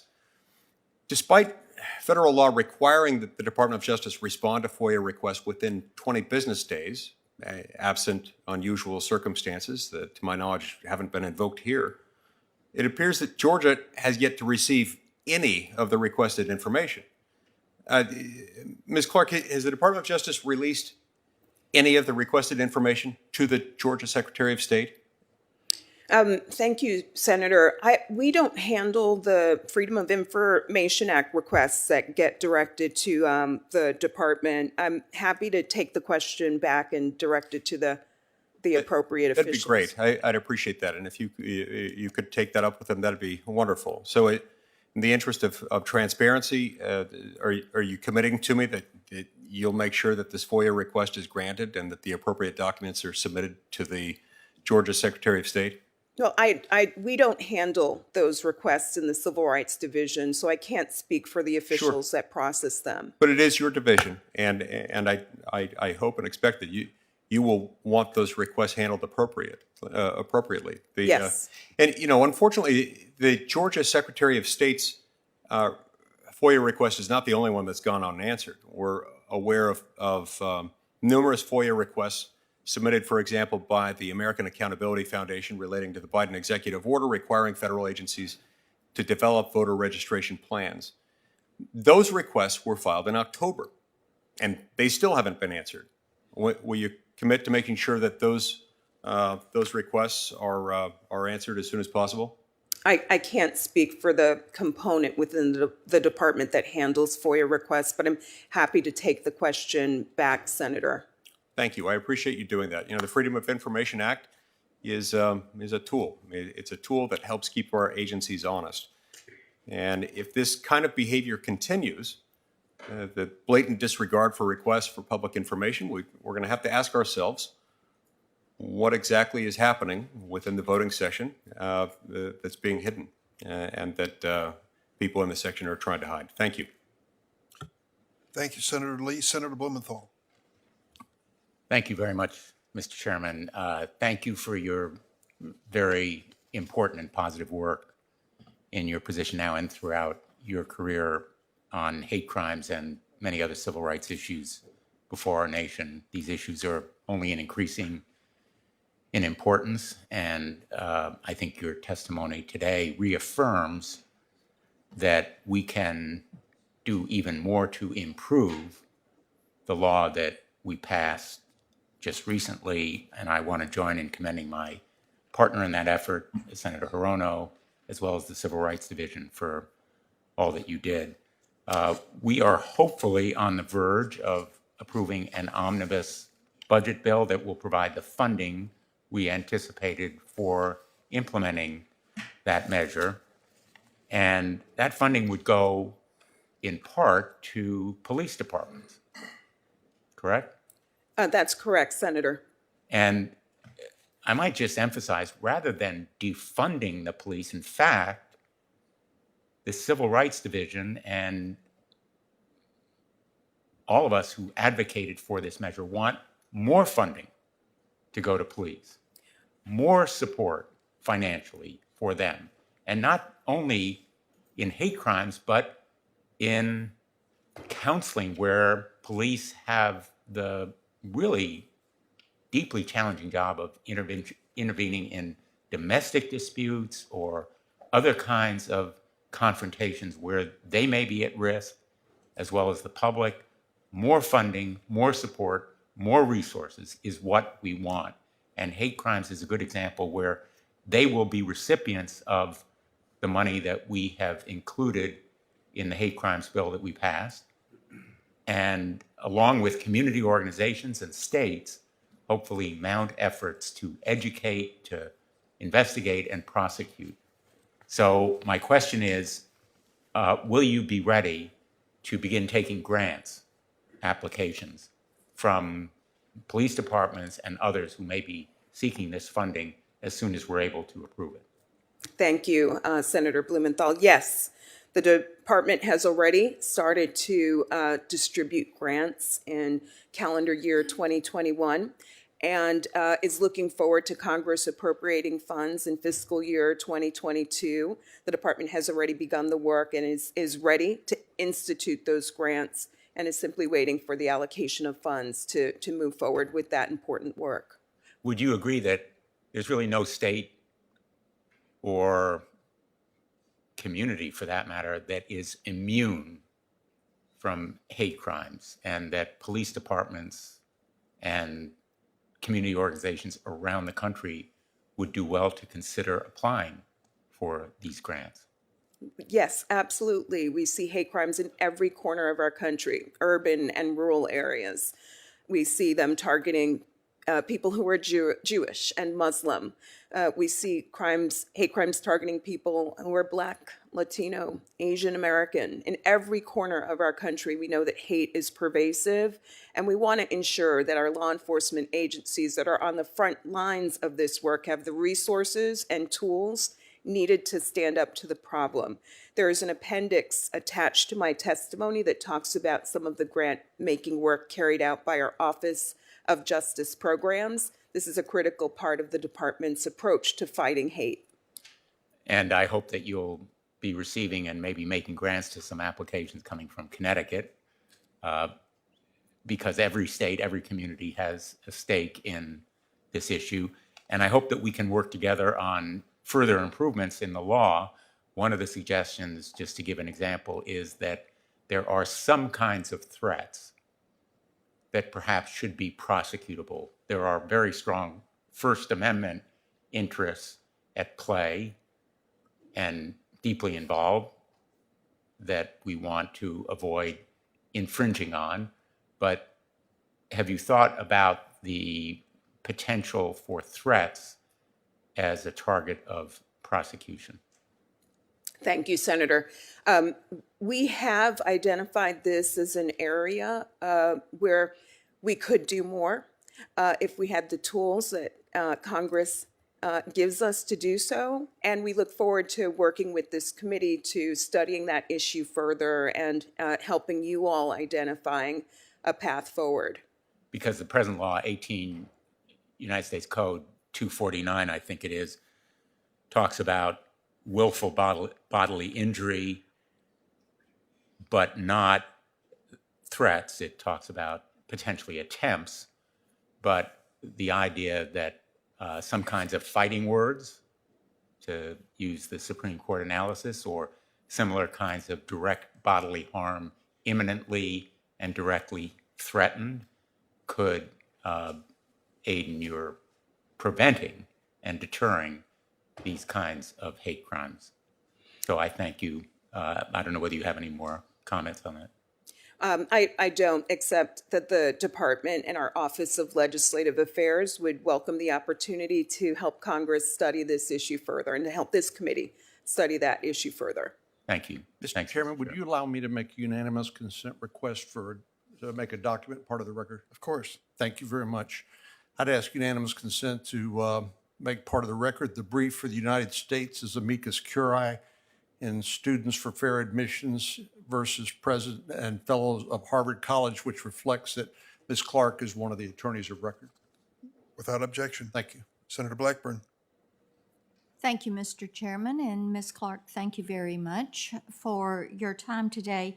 I want to talk with you about the Hbcu threats that have happened, because this has caused disruption, class cancellations, fear. It's of tremendous concern to us in Tennessee. Fisk University in Nashville is one of those that has unfortunately experienced these threats. So has FBI or DOJ made any arrest in these cases, these threats? Are you closer to knowing who the perpetrator is? Is there any action specific toward Fisk? If you could give us a little bit of a background there. Thank you, Senator Blackburn. These investigations are being handled by the FBI's Counterterrorism Unit. I can't speak for that unit and where they are in the investigation, but I do know that they have activated more than half of the field offices across the country to look into and to investigate this matter. So this is not coming through your department? Not through the Civil Rights Division, Senator. Okay. So then the Congregation Beth Israel attack that took place, and I know that we are going to have the rabbi with us in the next panel. I was really interested to see that he mentioned the training scenarios that were conducted with local law enforcement as helping to save lives that day. So what resources, as we're all concerned about attacks against religious organizations and houses of worship, what resources are available for that training? How are you all working in this regard? Thank you, Senator. So a few things. The FBI is supporting some of these active shooter trainings for our houses of worship across the country. We're also engaged in public outreach and public education to facilitate our efforts to stand up to hate. And we're doing a lot to safeguard our houses of worship. We recently prosecuted a defendant in February, just last month, who carried out arsons at 4 churches in the Nashville area in your state, Senator, targeting 2 Baptist churches, 1 Catholic church, 1 Methodist church. So it is the combination of criminal prosecutions, our civil rights enforcement work, public outreach, education, partnering with the FBI.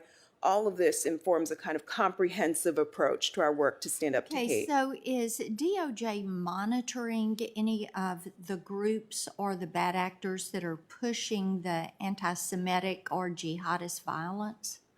That work would be carried out, those investigations would be carried out by the FBI. I can't speak for their pending investigations, but standing up to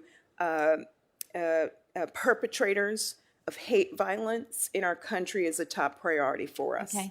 Let me ask you about the Asian American crimes that we've seen. These have primarily been in the large cities.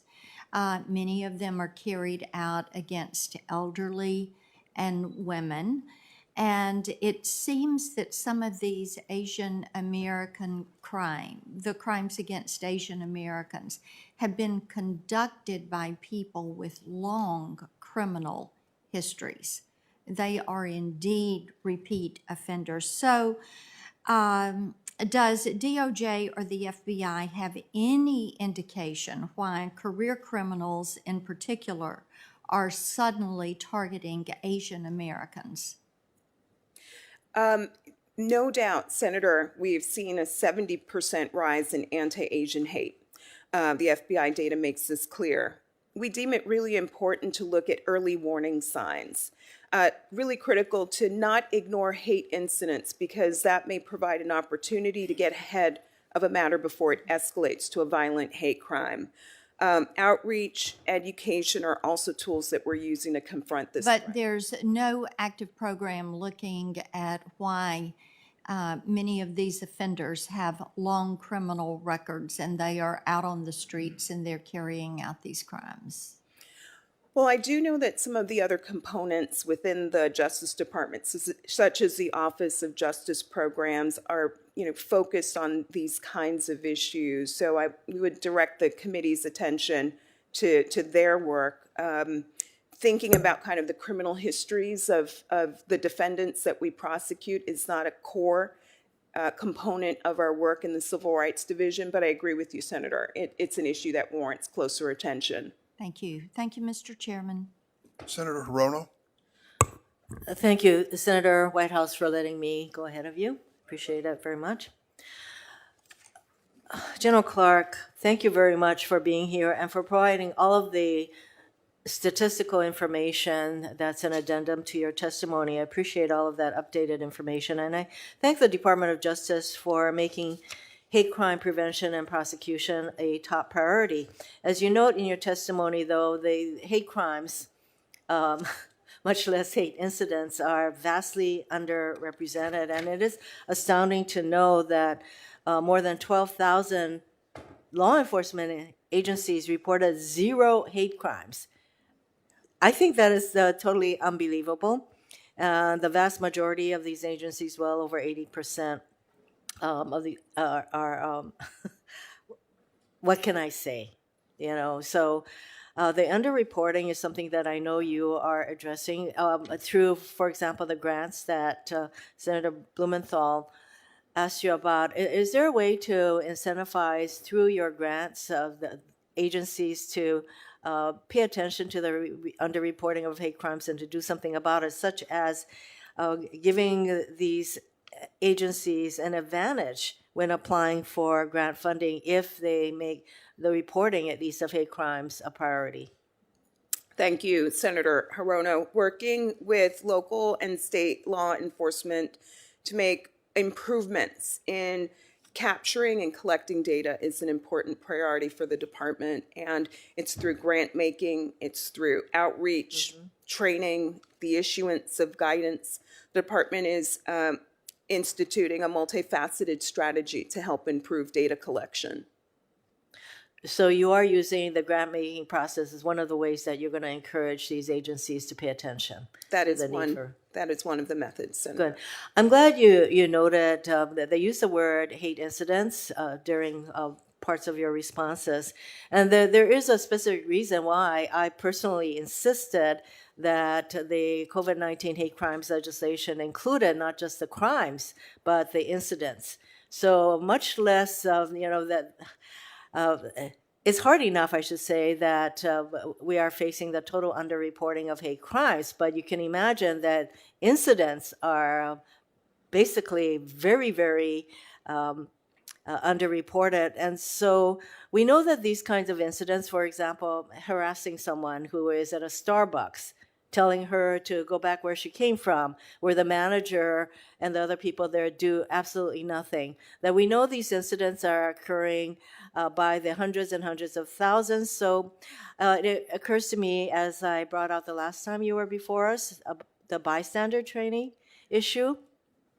Is that an appropriate area of focus for the Department of Justice to enable companies, for example, to provide bystander training, not to endanger their own safety, but to sometimes as simple as simply intervening in whatever is occurring?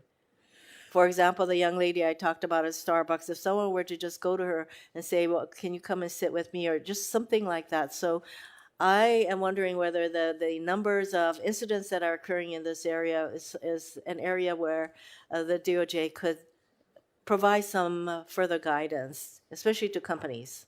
I agree, Senator. This is an area that requires more focus, empowering bystanders to not stand silent as people are victimizing, when and where appropriate, can be a powerful form of intervention. I think this is particularly true when you think about young people, for example. We want to ensure that all young people are in safe learning environments. And empowering a peer to stand up to protect a victim who might, a peer who might be victimized, could be an important and powerful intervention. So has the DOJ developed some kind of a program or an awareness area with regard to hate incidents? Thank you, Senator. I don't know the answer to that question. There is an appendix attached to my testimony that talks about some of the grant making and outreach work carried out by our Office of Justice Programs. We also have the Community Relations Service. They are the department's peacekeepers and work to get on the ground in communities where hate incidents may be unfolding, get on the ground where there may be tensions that are arising. And so some of the sister components within the department may very well be engaged in this important work. Can you provide us more information as to those kinds of efforts? Because I think the massive number of incidents that are going on in our country need to be addressed in some sort of a systemic way. Thank you, Mr. Chairman. Yes, happy to take the question back, Senator. Thanks, Senator Rono. Senator Whitehouse. Thanks very much. Ms. Clark, I'm delighted to see you here. Thank you so much for your work. Hate crimes have now spiked to the point where they are, as you describe, a top national threat priority. This is probably an easy answer for you, but just so it's clear on the record, why is it important that a crime be charged as a hate crime rather than just a crime? Thank you, Senator Whitehouse. Hate crimes not only target particular individuals, but they send a message to entire communities that they are not wanted. So it's important that we stand up to hate crimes because of the reverberating effects that they have across communities. And I noticed in your testimony that in most of the cases you referred to, the individual who committed the violent crime was the individual who was charged with a hate crime. You also mentioned a New Jersey case in which there was a conspiracy charged involving an organization that I guess the crime itself was the repeated vandalization of properties. How often are you able to go beyond the actual individual at the point of violence in a hate crime and look at the organization that the individual may have been a member of, say, a white supremacist militia group, or an entity or an individual who might have participated so actively in spinning that person up into the state of mind that made them become violent, that they have criminal culpability. So beyond the actual individual at the scene of the crime, are you able to use conspiracy, aiding and abetting, other theories of liability to expand beyond just the individual? And do you need more help? Should you be doing that? And do you need more help to do that if you feel you should be doing that? Thank you for the question, Senator. So we prosecute individuals and not groups. And there are cases where we are able to prosecute a set of co-defendants where the facts lead us to understand that there are a number of people who work together to carry out a heinous hate crime. One example involves the Dar al-Farouk mosque bombing in Minnesota. That involved a defendant who recruited a set of co-defendants. Who were co-conspirators, in effect. Who worked together to carry out the bombing. So I was referring back to your testimony that in November 2021, a New Jersey man was sentenced for conspiring with white supremacists to threaten and intimidate African Americans and Jewish Americans by vandalizing properties throughout the country. So that appears to have been charged as a conspiracy case. Is that true? I believe that's the case, Senator, and the department would welcome the opportunity to work with the committee to understand what additional tools we might be able to use in our arsenal to fully confront the range of, hate crime threats and offenses and conspiracies that we face in the country today. Yeah, I think that would be helpful, because if you're looking at an explanation of why we're seeing a spike in hate crimes, why this has had to be raised to a top national threat level by your department. I don't think it's just a sea change in the character of individual Americans. It probably relates to organized activity of various kinds that is driving this spike. Again, whether it's a white supremacist militia or whether it's some other terrorist type group. And I think trying to make sure that we can address group liability in this space in the same way that we do in other spaces. We go after criminal organizations under a whole variety of statutes. We go after them as conspiracies. We go after them as racketeering conspiracies. We go after them in a variety of ways. And taking down the organization is often very helpful and important to the success of the final outcome. Yeah, we want, Senator, to ensure that we have a robust set of tools to fully confront the threat of hate, and would welcome continued work with this committee to figure out what those additional tools might need to look like. Will do, and thank you for the wonderful job you're doing. I really appreciate it. Thank you, Senator. Thanks, Senator Whitehouse. Senator Cotton. Ms. Clark, I want to return to the exchange you had with Senator Cornyn where you discussed defunding the police. You testified it's not the department's position or your position that the police should be defunded. So have you changed your mind since you wrote an op-ed in 2020 that the police should be defunded? Thank you, Senator. I've never supported defunding the police. I'm here representing the department, which certainly does not support defunding the police. We are actively dispensing millions of dollars in grants to support our local and state law enforcement standing on the front lines. of crime and The title hate of the crime. article said defund the police. The article talked about some of the challenges that law enforcement faces today with respect to, for example, mental health needs that too often fall at the doorsteps of law enforcement.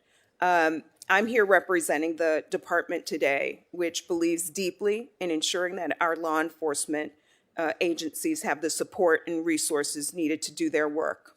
So, okay, so it sounds to me like you changed your position, or at least your position from 2020 is not the department's position, but let's move on from funding the police to protecting the police. What's the department's latest position on qualified immunity? Should the qualified immunity that police officers enjoy from frivolous lawsuits be changed in any way? That question, Senator, I would likely have to direct to my Office of Legislative Affairs. I'm happy to take the question back for. Now, Office of Legislative Affairs just represents you to Congress. You're the policymaker. You're the one that would have input on these things. What's the department's position on qualified immunity? Should it change in any way?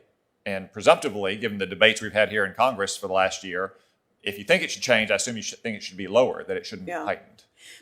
Senator, I want to be very clear. I've not, in the Civil Rights Division, taken a position on this issue. I can't speak to whether or not there's another component inside the agency that has spoken to this, but this is not within the purview of the Civil Rights Division. Okay, so police officers enjoy qualified immunity. What kind of immunity do prosecutors and judges enjoy? I don't know the answer to that question. I think the answer is absolute immunity. So the lawyers who have constructed our system have given themselves absolute immunity, I just want to say for the record, while police officers only get qualified immunity.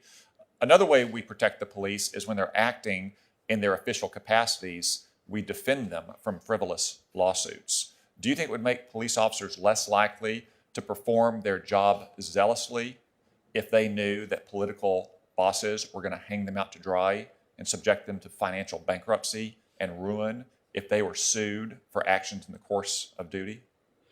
I stand in full support of our law enforcement agencies across the country, Senator. In the rare instance where a law enforcement officer may be pursued, for example, for a violation of law, I believe that under our Constitution, they are entitled to counsel and protection in the course of that lawsuit. But I support our law enforcement. And it's the department's longstanding policy to either provide that representation or to reimburse legal fees if for some reason they can't provide representation. Isn't that right? I'd want to take that question back just to make sure I get you an accurate answer, Senator. I raise this because right now the department is hanging out to dry 4 United States Marshals who defended the courthouse in Portland from street militias in the summer of 2020. They're defending dozens of others, but for some reason they won't defend these 4, and the department won't give us any answers why they won't defend these 4, who I point out have all been returned to unrestricted active duty in high-risk positions. Presumably, if they were subject to criminal investigation or IG investigation or some other kind of disciplinary action, the department wouldn't be sending such marshals back into high-risk situations where violence, even lethal violence, is likely to be used. Ms. Clark, were you or your division involved at all in the decisions about representing U.S. Marshals who were present defending the courthouse in Portland in 2020? Senator, I believe that this is a matter that is most appropriate for our civil division. I'd want to get you an accurate answer. I'd welcome any I know it's questions most you have appropriate this. for the civil division. I do know that. But I'm asking you if you had any conversations in the department at any time about representing U.S. Marshals who defended the Portland courthouse. I'd want the chance to take that question back and make sure I'm getting you an accurate answer, Senator. So is your answer at the moment that you do not recall that you were engaged in any such conversations? Well, if that's your answer, that's fine. I understand you have a lot of conversations every day. I'm generally familiar with the matter that you referenced that I believe is with our civil division. I'd want to make sure I get you an accurate response, Senator. So I'm happy to take a question back Thank you. to the department. I would appreciate that. I look forward to getting the answer. Senator from Arkansas is raising an issue which we've raised on the floor several times. He's put a hold on 6 U.S. attorneys and 2 U.S. Marshals. And as a consequence, their posts remain vacant. during this period of time. He is actually in the process of defunding law enforcement at the federal level. And it isn't because of anything that these individuals have done wrong or anything in their background that suggests they're not qualified. He is concerned about a case in Oregon and believes all U.S. attorneys should be held from performing their duties as a result of it. I disagree. Could I say something? Of course. I haven't had a conversation with Senator Cotton on this, but if his request of you is this simple, all you got to say is why these people are being defended or not being defended to release these holes he has on, and I haven't discussed this with you, but why is it so darn difficult to just get a simple answer to a very simple question of why you aren't doing something? Yes, Senator, I just want to make sure that you get an accurate answer. So I do want the opportunity to take that question back. I believe this is handled by our civil division. I don't know the answer, Senator. And I want to make sure that this committee has accurate answers and responses when it comes to the department's work. It's not a civil rights division issue. Senator Grassley, they have been asked to defend 74, I understand, individuals who are working for the federal government in Portland, Oregon. They've agreed to defend 70, turned down 1, 3 are under review. I assume that there are circumstances here that they have not disclosed. They certainly haven't to the senator from Arkansas because he's not brought them up. But it appears to me that we have an attorney-client privilege issue and an issue of confidentiality with these employees. They may not want to go public with this. We don't know. We just know that 6 U.S. attorneys are sitting waiting for an opportunity to serve this country in law enforcement, and they're being held up for no reason related to them personally. It is a grievance which Senator from Arkansas has with the department. So I'll just say that the fact that 70 have been approved for representation and 4 have not means that someone in the department must have reviewed these cases with particularity, and there's a reason why they're not representing the 4, and they will not give that reason. They will not give it not only to me, they will not give it to those 4 marshals and their lawyers either. And if Merrick Garland and Joe Biden thinks that they're going to get their political nominees in this department fast-tracked through the Senate while they are hanging career law enforcement officers out to dry, they've got another thing coming. And I'll just correct what the chairman said. It's not a handful of U.S. attorneys and U.S. marshals. It's every political nominee in the department, and every political nominee in the department will not get fast-tracked through this committee or the floor until these marshals get represented or until they get an answer. So the senator from Arkansas is keeping U.S. attorney positions vacant across the United States. These are individuals responsible for prosecuting crimes. He calls them political appointees or whatever he wishes. They're being chosen in the ordinary course of business, just as every one of them was done under the previous president. And we're asking for the same treatment, but he says no. He wants us to somehow waive attorney-client privilege or confidentiality. I can't do that. I don't have the power to do that. I'm sure the attorney who's here, General Clark, doesn't either. Senator Ossoff. Thank you, Mr. Chairman, and thank you, Ms. Clark, for your service and your testimony. As you know, as has been discussed, HBCUs across the country and 3 HBCUs in my home state of Georgia, Spelman College, Albany State, and Fort Valley State University, all received terrorist bomb threats in February. I've been in close touch with the leadership at these schools. They are resilient institutions. The students and faculty are resilient and determined to continue their work, their learning, their enlightenment, their education in the face of these threats.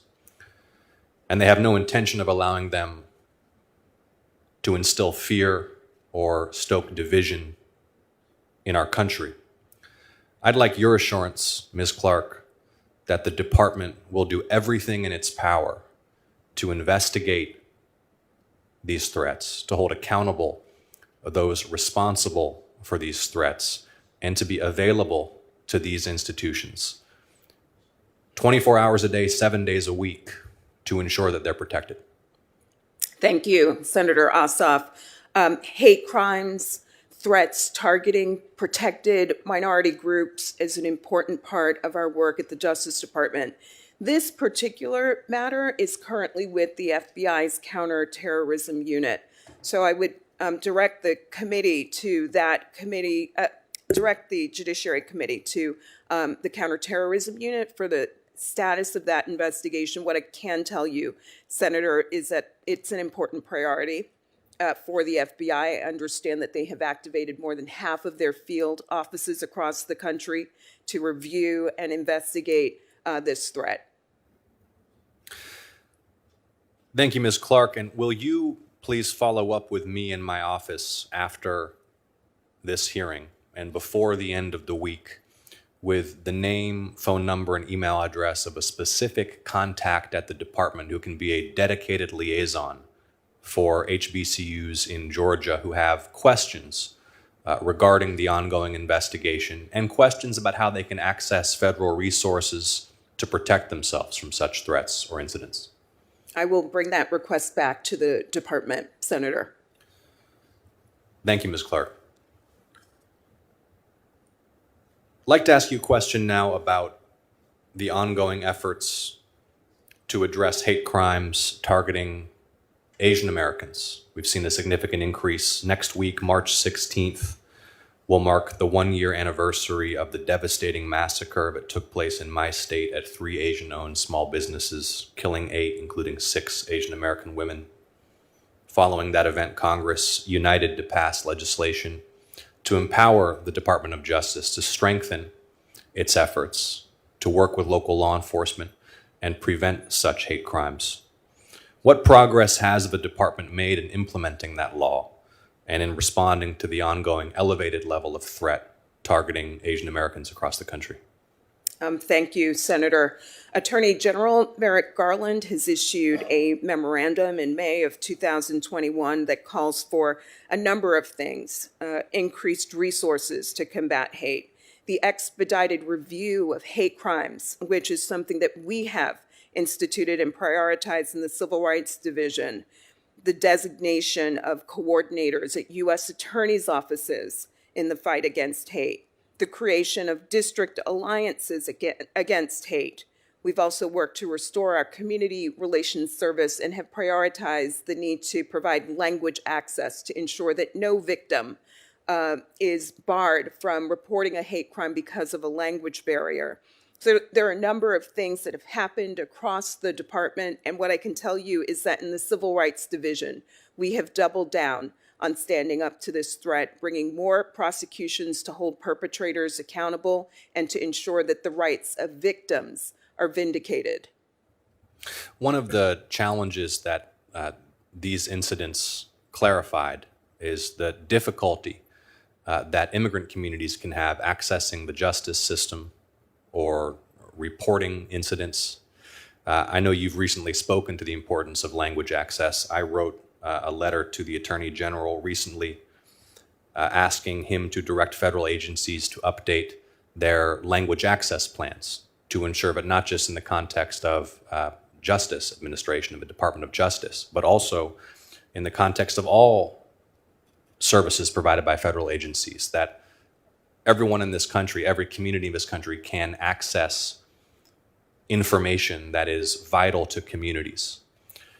Can you speak, please, to the importance of ensuring that in the court system and throughout the government, there be sufficient resources for immigrant communities to understand these civic services, regardless of whether English is their first language?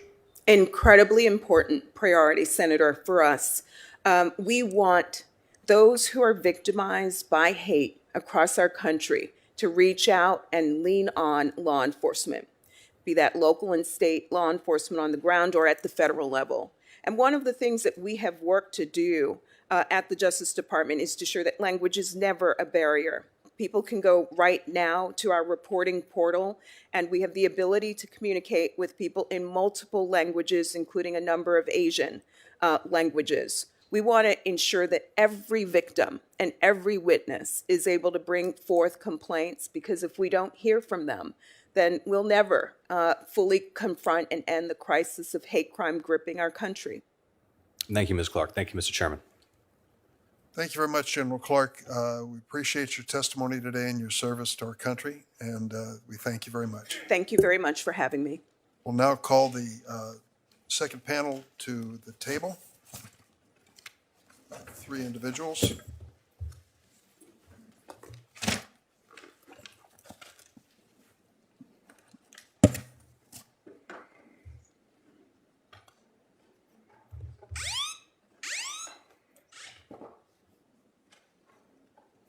If each of you will remain standing for just a moment, I'll administer the oath. Please raise your right hand. You affirm the testimony you're about to give before this committee shall be the truth, the whole truth, and nothing but the truth, so help you God. I do. I said there were 3, there are 4. Welcome. I believe Senator Cornyn has asked if he could introduce our first witness.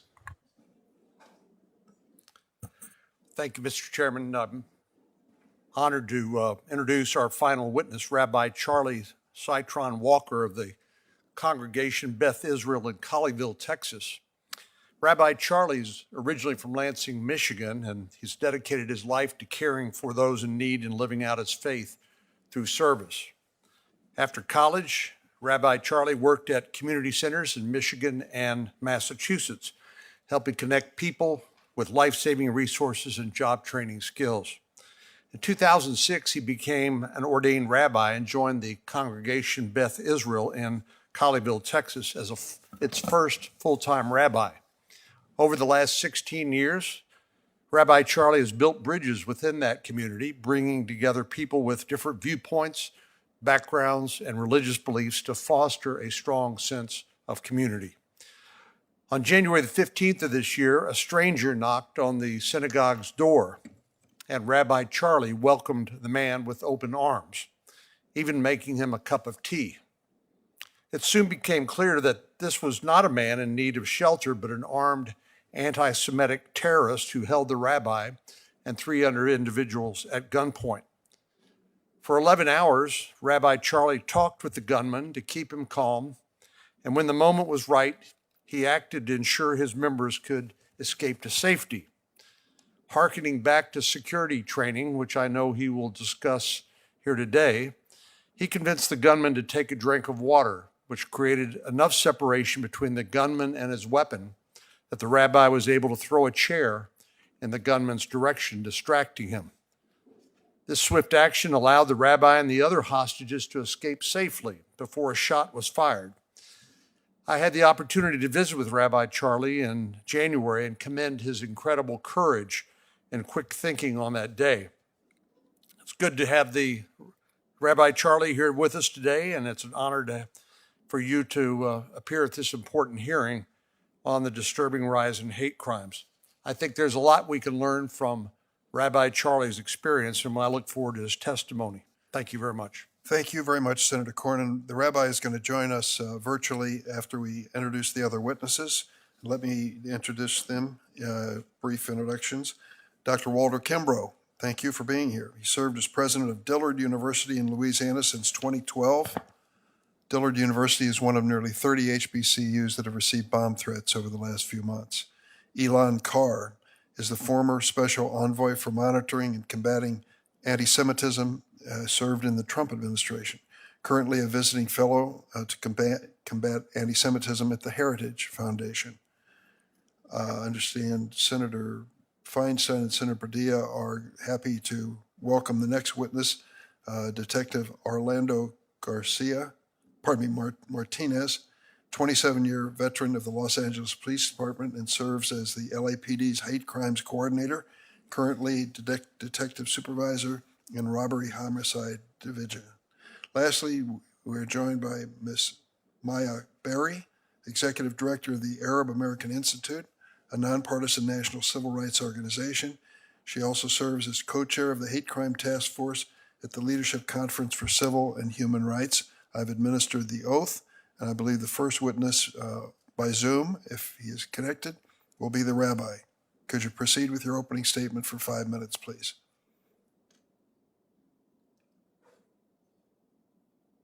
Thank you.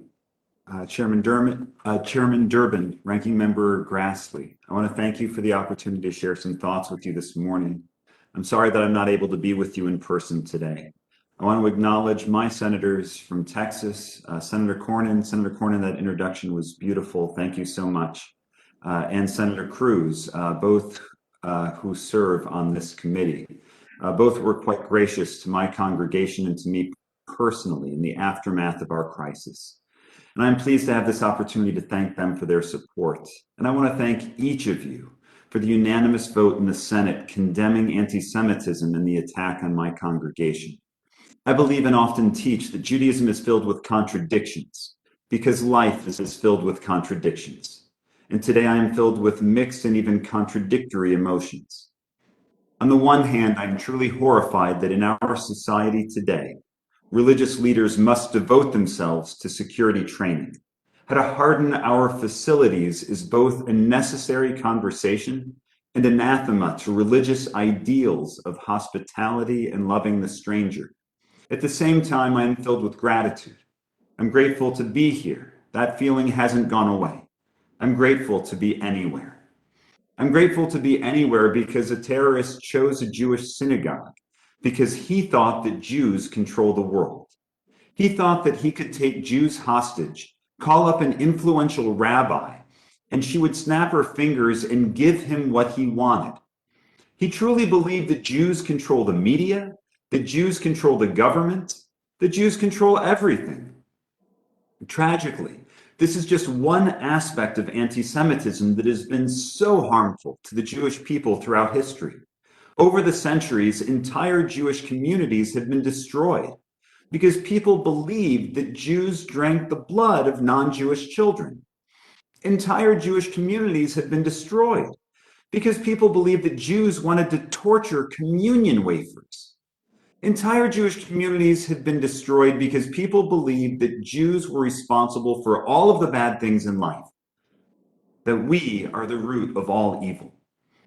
And as absurd as it sounds, every single outrageous lie about the Jewish people has been shared in various forms by people from all walks of life in recent years. It's sad, it's ridiculous, it's maddening that I was taken hostage because of it. Far too many Jews have died because of it. And this anti-Semitism isn't distant history. This is less than 2 months ago. This is now. This is years of increased harassment and attacks against my people. On the morning of January 15th, when the gunman arrived, it was me and one volunteer in the building. I was running late. I was finishing my preparations for the service. And in the midst of trying to do a million different things, I had a stranger come to the door. He appeared to be who he said he was, a guy who spent a night outside in sub-40-degree weather who just needed to warm up. Of course, I was wrong. I share this because after over 6 years worth of security courses, the development of an emergency action plan, and funding to better secure our facility, I still opened the door. But because of all of the courses and planning and funding, and literally dozens of small things that just happened to go our way, we were able to escape. No one should fear gathering to pray or celebrate or mourn or connect in their spiritual home. No one should experience such hatred and violence. In 1947, perhaps the leading rabbi of that time, Rabbi Stephen S. Wise, told the Senate Labor Committee that equality of opportunity for Jews can be truly secured only in a genuinely democratic society. He continued, accordingly, we seek to fight every manifestation of racism, to promote the civil and political equality of all groups and persons in America, and to support measures designed to safeguard civil liberties and to build a better America. We regard ethnic discrimination directed against any group as a single and indivisible problem and as one of the most urgent problems of a democratic society. Nothing more gravely threatens American democracy today than the fact of its incompleteness. Democracy, to be secure, must be complete. An incomplete democracy is an insecure democracy. Members of the committee, I would add that the converse is equally true. An insecure democracy is an incomplete democracy, and too many communities in our democracy today feel insecure. Tragically, we live in a world where houses of worship need protection, where too many are victims of hate crimes. And I believe that both Democrats and Republicans want to change that reality. Changing our reality all at once is a bit too much to ask. That's why Rabbi Tarfon taught that we aren't obligated to complete the work, but we can't neglect it. I'm not here today asking you to complete the work, but we do need your help. Anyone who has ever asked, do I belong in this society, needs your support. We are all struggling. People from all backgrounds, we need intelligent and practical solutions to help all of us feel safe and secure. It is an honor for me to speak with you today. I thank you for the opportunity. Thank you, Rabbi, and we are grateful for your leadership as well as your courage. And thank goodness you're here today to tell the story. Dr. Kimbrough. Good afternoon, Chairman Durbin, Ranking Member Grassley, and thank you for the invitation, members of the Committee on the Judiciary, and a special Louisiana acknowledgement to Senator Kennedy. My name is Walter Kimbrough, and I am the president of Dillard University in New Orleans. I am in my 18th year as an HBCU president, 10th at Dillard, and 7.5 at Philander Smith College in Little Rock. I also have the pleasure of currently serving as chair of the Council of Member Presidents of the 37 HBCUs which make up the United Negro College Fund, UNCF. We are all familiar with the story of the boy who cried wolf, which dates back to the 1400s, and even told a day as my 13-year-old son indicated that he knew the story. After repeated cries for help when there was no wolf, the village stops responding, the wolf shows up and eats the sheep. Over the past few weeks, I have begun to wonder, what happens if the wolf cries wolf? Since the beginning of January, we have seen an unprecedented number of threats against historically Black colleges and universities. These threats, the vast majority being bomb threats, have directly impacted almost half of the sector. For all practical purposes, every HBCU has been threatened. No other American institution has had such a large percentage of its constituency threatened. These threats have disrupted normal operations, causing classes to be canceled or hastily moved online. Unsettled students and parents already weary from the 2-year toll of COVID. And in cities like New Orleans, disrupted last fall by a hurricane which left an entire major American city without power for days, these threats take an even heavier toll. There are 3 points I wish to make today. First, returning to my analogy, the wolves have evolved. Described by the FBI as tech-savvy juveniles, HBCUs have received threats via numerous formats. Phone calls in the middle of the night or at random times during the day. Threats via email. Messages sent via gaming systems that can easily be missed. And while the bomb threats have garnered headlines, we have undercounted the threats to HBCUs. Murals on campuses defaced. Phone threats to intimidate students from voting or establishing polling locations on campus. The use of sophisticated technology has allowed these attacks to go unpunished now for 2 months. Second, we need federal law enforcement agencies to redouble their efforts to catch the wolves. Until the wolves realize that they can be caught and publicly held accountable, there is nothing to stop these threats from continuing. The lack of accountability does not only empower those who are engaging in these disruptions, but may encourage others to participate in this menacing mischief. Finally, you may have asked yourself, why did he suggest that the wolf is crying wolf? To date, there have been no bombs found, not even any evidence of a plan to actually bomb an institution. Due to the high number of threats, local agencies in some cities have modified their response. This new response now includes the elimination of bomb sweeps. Due to a lack of resources to conduct sweeps, or based on the high volume of hoaxes against HBCUs nationwide, some campuses have not benefited from full sweeps and are left to determine an all clear using their campus police and facilities teams. We are more vulnerable now than at the beginning of the threats. The wolves have cried wolf. The village responds but doesn't look for any wolves. We're at a point where there may be a wolf on campus, and it's now up to the boy to find it.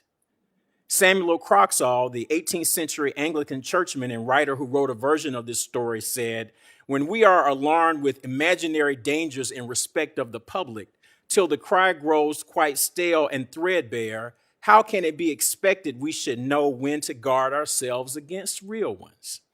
We need a new plan from federal, state, and local law enforcement, a way to quickly and efficiently determine the veracity of threats, and not to leave this for campus officials without the tools to be able to complete this task thoroughly.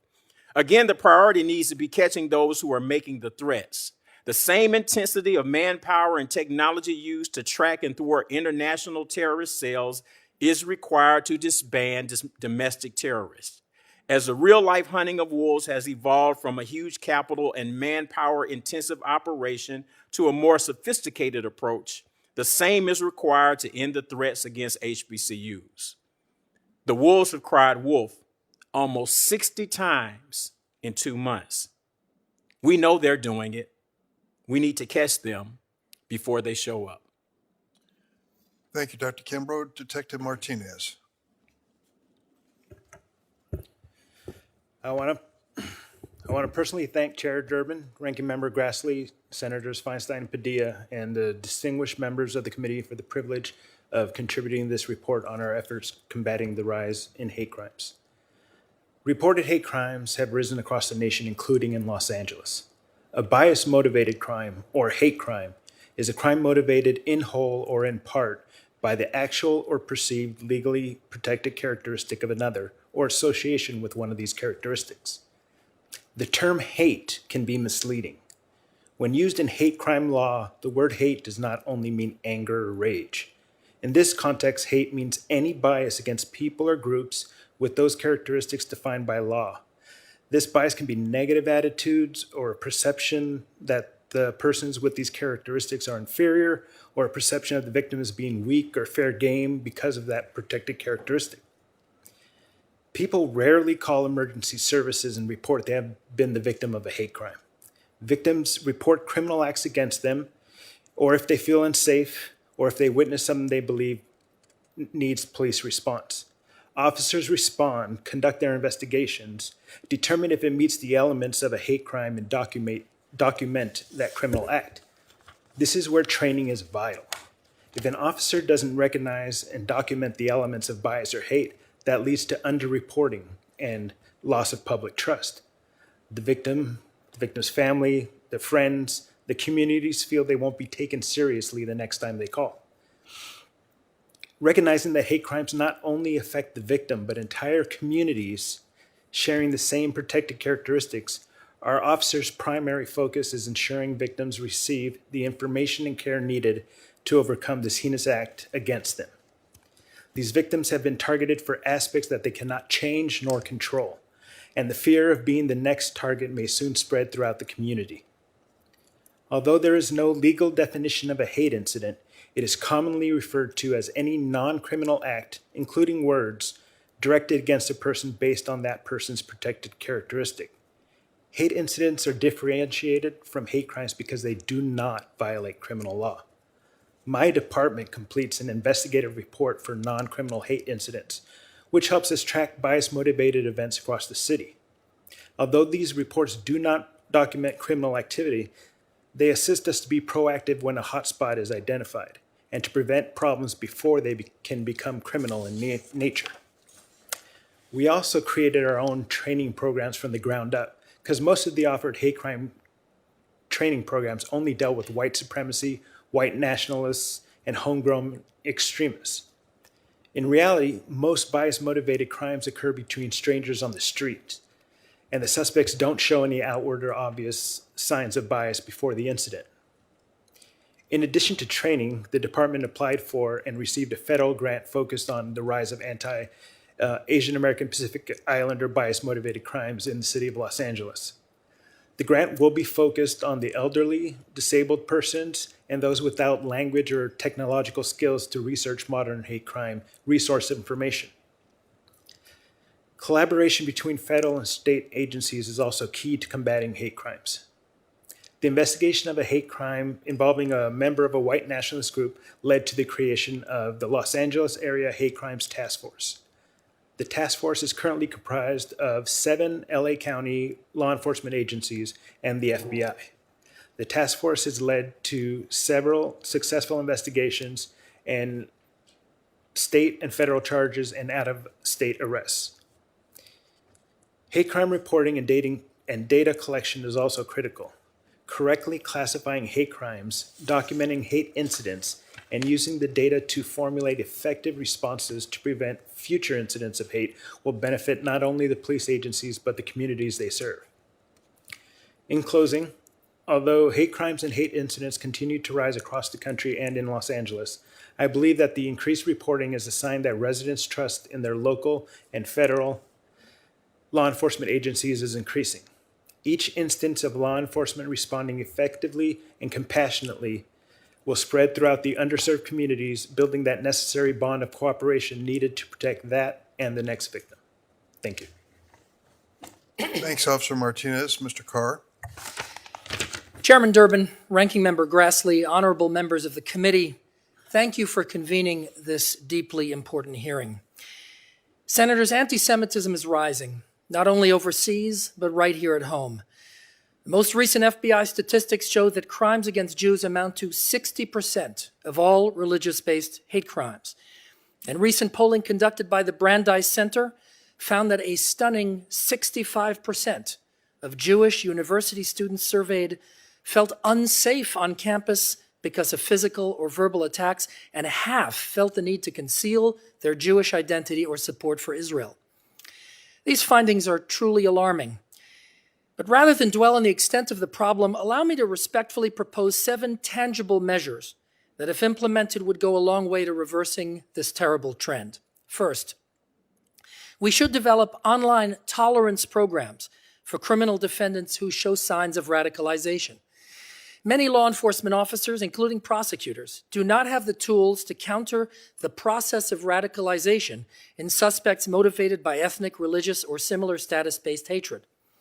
I used to be a career criminal prosecutor, and I've prosecuted hate crimes. When I prosecuted cases where hatred of the victim's identity was a factor, I would never close such a case before requiring the individual to undergo a tolerance program.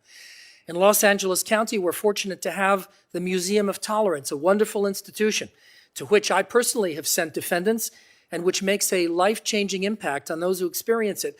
But most counties or federal districts don't have access to an institution like that. The federal government can make a critical difference here by developing and assisting states to develop online tolerance programs of equivalent efficacy. Second, we should enforce Title VI of the Civil Rights Act in cases of anti-Semitic discrimination and harassment on campus. President Obama's education guidance made clear that Title VI prohibits anti-Semitic discrimination, and President Trump issued an executive order that further clarifies the application of Title VI to protect Jewish university students. Yet despite this bipartisan consensus, OCR at the Department of Education has been slow to adjudicate Title VI complaints involving anti-Semitism. This should be rectified at once. Sadly, campuses have become hotbeds of hostility toward Jews and Jewish identity, especially when related to Zionism and the State of Israel.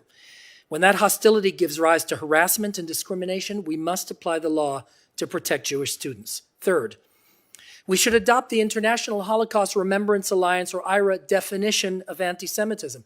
Defining anti-Semitism is a critical first step in combating it, and the IRA definition is the global standard for doing so. It's a tool of education, not of censorship.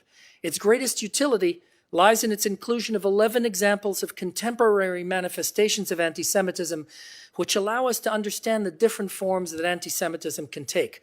Once adopted, the Ira definition should be used in training programs, especially for law enforcement personnel and university administrators.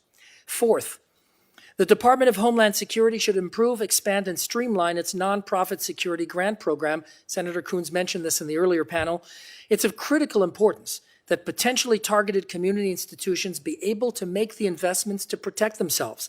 An expansion and improvement of NSGP is an essential step in achieving this. Fifth, we should devote resources to countering the torrents of hate on the internet and social media without violating free speech protections.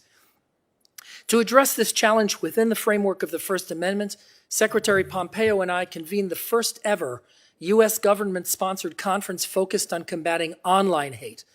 A number of solutions were presented. We should continue to encourage this work through follow-on conferences, working groups, and grants because there can be no solution to rising anti-Semitism that does not also focus on the primary vehicles through which hatred is currently being propagated. Sixth, we should combat anti-Semitism proactively through philo-Semitism. No battle can ever be won only by playing defense. Going on the offense against anti-Semitism requires that we drive a narrative that inculcates an understanding and appreciation of the remarkable story of the Jewish people and the values of Judaism that played a central role in the founding, heritage, and continuing mission of the United States. Jewish American Heritage Month is a key vehicle for doing that. It has to be made impactful. Seventh and finally, we should formalize the Special Envoy's domestic mandate. During my time in office, in addition to my overseas statutory role, the White House requested that I work with the interagency to focus on domestic anti-Semitism as well. We cannot be successful in combating domestic anti-Semitism unless we place someone in charge of it. The last White House determined that the special envoy should be that person rather than another government official because of the global character of anti-Semitism, the borderless nature of the internet and social media, the special envoy's expertise and staffing, and the need for coordinated messaging and policy. But this was never formalized in the last administration, and Congress now has the opportunity to do so. Senators, these 7 measures do not exhaust the list of what can be done, but they represent attainable actions that will likely produce far-reaching results. If we focus on achievable steps such as these, I'm confident that we can roll back the scourge and build that better future that our children so richly deserve. Thank you for your time. Thank you, Mr. Carr. Ms. Berry? Chairman Durbin, Ranking Member Grassley, and distinguished members of the committee, thank you for convening this important hearing and for including our perspective. A core belief of the Arab American Institute is that for our country to live up to its ideals, we must ensure strong civil rights and civil liberties protections for all. For more than 35 years, AI has worked to empower Arab Americans, combat discrimination and bias, improve hate crime data collection and reporting, support efforts to improve government oversight and accountability, and defend the rights of all, including the rights of the most vulnerable among us who've been targeted by hate. As is clear from the convening of this hearing, this committee understands our country continues to experience an increase in hate crime, and we must formulate a better policy response to combat it. To adequately respond, including prevention efforts, we must have a full understanding of the threat targeted communities are facing, and that requires accurate hate crime data collection and reporting. It is established fact that we do not have that. While my written testimony offers a thorough discussion of the problems of flawed hate crime statistics and what we can do about it, I want to take this opportunity to highlight a few key takeaways from the FBI's 2020 data. With a reported 8,263 hate crimes in 2020, we have a 13% increase over 2019 and the highest annual total since 2011, when hate crimes against Arab Americans, American Muslims, and those perceived to be Arab or Muslims surged in the wake of the 9/11 terrorist attacks. This is a continuation of the increase we have seen since the 2016 presidential campaign began. Once again, hate crimes targeting Black Americans accounted for a majority of those motivated by race, ethnicity, or ancestry, and a plurality of all hate crimes reported. With 2,871 incidents, it is a 49% increase since 2019. And again, once again, Hate crimes targeting the American Jewish community represent a majority of the religiously motivated hate crimes. This despite a 28% decrease from 2019 data. Hate crimes targeting Asian Americans and Pacific Islander communities increased significantly in 2020, with 279 anti-Asian hate crimes and 15 anti-Native Hawaiian or other Pacific Islander hate crimes reported. It represents a 64% increase over 2019 and the greatest number of anti-AAPI hate crimes reported in more than 2 decades. Finally, with 266 incidents, we saw a 34% increase reported hate crimes motivated by gender identity, the vast majority of those targeting the anti-transgender. Additionally, some of the deadliest hate crimes, including those that have targeted Black, Jewish, and Latino communities, have been perpetrated by white supremacists seemingly motivated by the threat of, quote, great replacement theory. As such, the National Hate Crime Reporting System is not the only federal data collection effort requiring increased congressional oversight. Returning to the hate crime data, the recent passage with bipartisan support of the COVID-19 Hate Crimes Act, which includes the Khalid Jabara and Heather Heyer No Hate Act, is an important first step to achieving what Congress demanded we do with the passage of the Hate Crime Statistics Act 30 years ago in 1990, and that is simply collect data about hate crimes. Jabara Heyer implements an innovative reporting framework to improve hate crime data and assist hate crime victims and their communities by promoting a community-centered approach. We're grateful to the leadership of Senators Blumenthal, Hirano, and Durbin for their support of Jabara Heyer. Its passage and now implementation serve as an important step to meaningful mandatory reporting. To get us there, however, Congress must impose conditions on existing sources of federal funding streams to jurisdictions, specifically tie their funds directly to their ability to fully participate in hate crime reporting, moving it from voluntary to mandatory. In short, there are 2 main challenges of hate crime reporting and data collection. The first is getting victims to report hate crimes, and second is ensuring that law enforcement report hate crimes that come to their attention. While I have focused on the latter, addressing the community barriers to reporting is also critical. According to estimates from the Bureau of Justice Statistics, approximately 56% of hate crime victimizations from 2010 to 2019 were not reported to police. To be sure, addressing both challenges will require transformation in policing practices and justice reform, comprehensive education and training, and reform of some state and local government hate crime laws and policies. Finally, given the subject matter of hate crime prevention enforcement, I focused on statistics and the complicated technicalities of how they gather and their need for improving them. However, missing entirely from my testimony were the stories of the people in the vulnerable communities found in the data, targeted because of their race, ethnicity, national origin, religion, disability, sexual orientation, gender, or gender identity, simply targeted for who they are. So as we collectively work to improve our policy, we must remember that it must be done because individuals and communities are not free if they're subject to bias-motivated hate and violence. As elected officials, you must lead to change policy. Recognizing the limits of legal policy responses to hate violence, you must also lead in condemning bigotry in all its forms, including refraining from putting forward discriminatory policy proposals. That too is our collective responsibility. And the ability of Rabbi Charlie's congregation to worship safely at their synagogue or Dr. Kimbrough's students to attend classes freely of threats, that is what is at stake. They and other vulnerable communities targeted are not abstract data points. They're people harmed by hate crimes, and we must do better to protect them. Thank you for the opportunity to appear before you today, and I look forward to your questions. Thanks, Ms. Berry, and thanks to every member of the panel. We could certainly get into a discussion that would go on for a long time with the issues that you've raised. I'll try to just highlight a couple that come to mind. Detective Martinez, I don't need to tell you that the focus at Spotlight has been on law enforcement when it comes to community relationships, prejudice of purported prejudice against some officers in their treatment of individuals. When you are in the process, you've done this for 27 years, when you're in the process of trying to square the new recruit with the job ahead of them and understanding the power that they have and also the vulnerability they have, how do you screen or how do you train to try to take bias out of the equation? Chair, I concentrate on doing the hate crime training. So when it comes to the selection and the ethics trainings that the department gives, I'm not very familiar with how they go about enforcing those options.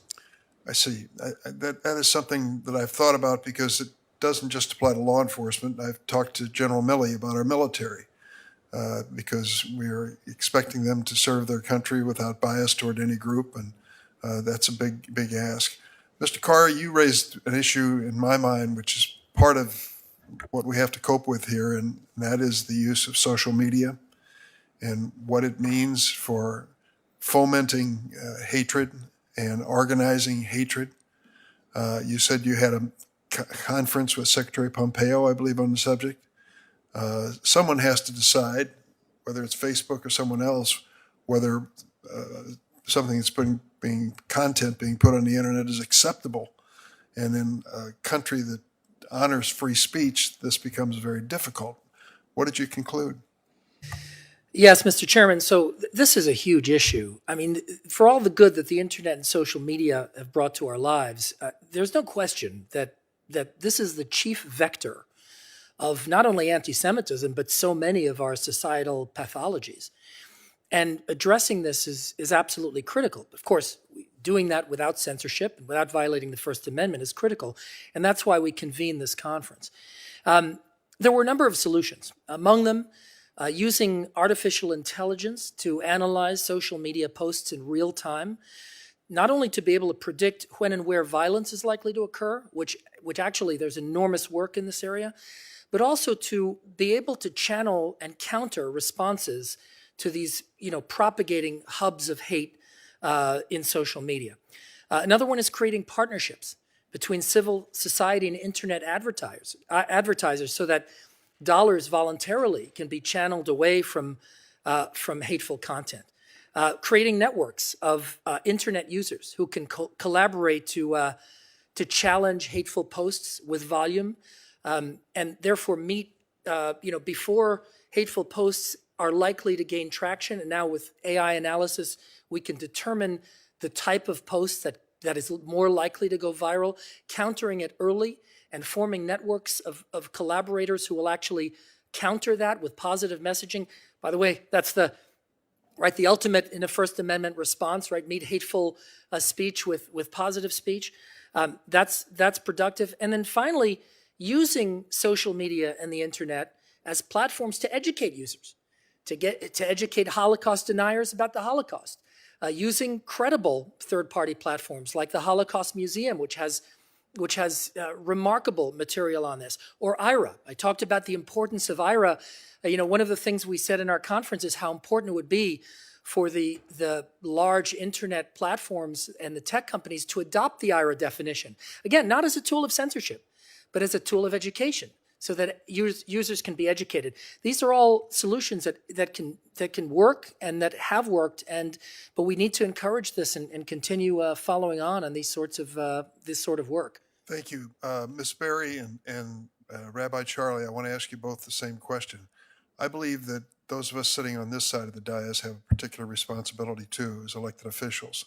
Our language, our treatment of individuals is being watched, and it's a teaching moment whether we know it or not.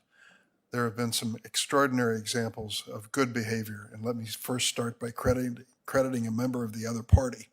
And I thought that President George W. Bush, after the 9/11 incident, and his statement about the people of the Muslim religion was an exceptional moment in our history. He said the right thing at the right moment, and I think it really, it didn't solve all the problems, but it put us in the right direction. I'd like to ask you, Ms. Berry, as well as Rabbi Charlie, to comment on the role of leadership, political leadership in particular, when it comes to the fomenting or discouraging hate. Should I defer to the rabbi first? You want to go first? Certainly. You turned off your mic, I think. There we go. Thank you, Chairman Durbin. You're exactly right. Those statements, those words post 9/11, I think helped save people's lives. This body and the House of Representatives, both within days of the attacks, also passed congressional resolutions saying not to scapegoat Arab Americans, American Muslims, South Asians, and others in response to that. When I talked about the increase in hate crime that we've been seeing, you can track it from the 2016 presidential campaign to now. And it's regrettable how much of an increase we've seen during this period. And I do think, I'm very careful in how we talk about it. I don't want to say there's a correlation between speech and data. But there is a particular problem when this language emanates from policyholders, emanates from the highest elected officials that we have. It almost allows someone to think that their targeting of this individual is perhaps the right thing to do. So in my community, we saw it post-oil embargo in the 70s. In the Asian American community, it's experiencing it now. You do have it as a response to people saying COVID-19 can be blamed on you. And it's a detriment, it's harmful, and it really does impact people in their livelihood. Thank you. Rabbi Charlie, would you like to comment? Please, thank you, Chairman Durbin. I really appreciate the opportunity. This is a really important point because this was what happened in our synagogue was a situation where someone actually believed outrageous rhetoric, lies about the Jewish people. When it comes to hatred, interrupting that hatred matters. Having the Dallas Holocaust and Human Rights Museum gives great credence to this notion of upstanders and the idea of not bystanders, but upstanders who will intervene, who not only will watch their language from the outset, but intervene and point out that and educate and teach people that the language that they're using can actually be really harmful. It's a lot to ask, unfortunately. I don't know if it's a lot to ask. I guess I would say that if we could all tone down the rhetoric and focus on solving problems instead of trying to win political points, that would be a benefit to all of us on all sides of the aisle. We need solutions, and toning down the rhetoric is one of those first steps that really will make an impact. Toning down the hatred, and when we see it, to condemn it in all forms would make a big difference. Thank you, Rabbi. Senator Grassley. I guess I'm the last person between you and lunch. Mr. Carr, I was very disappointed the FBI didn't immediately recognize the Colleyville attack was a hate crime against Jewish people. Is it correct that many international terrorism movements contain an anti-Semitic ideology? And should the government consider possible hate motives when investigating terrorists? Thank you, Ranking Member Grassley. You could not be more correct. If you look at those movements today that have as a core defining ideological feature anti-Semitism, those movements are not only threats to Jews, they certainly are that, but they're really threats to America and to civilization. Of course, the Islamic Republic of Iran, Hezbollah, Al-Qaeda, ISIS, these are movements that are defined through anti-Semitism, and they are deep, profound threats to all of us, which is why fighting Jew hatred is not only about protecting Jews, it really is about championing American values and protecting all of us. You had mentioned in your questioning of Assistant Attorney General Clark exactly this point about the initial FBI statements following the Colleyville crisis.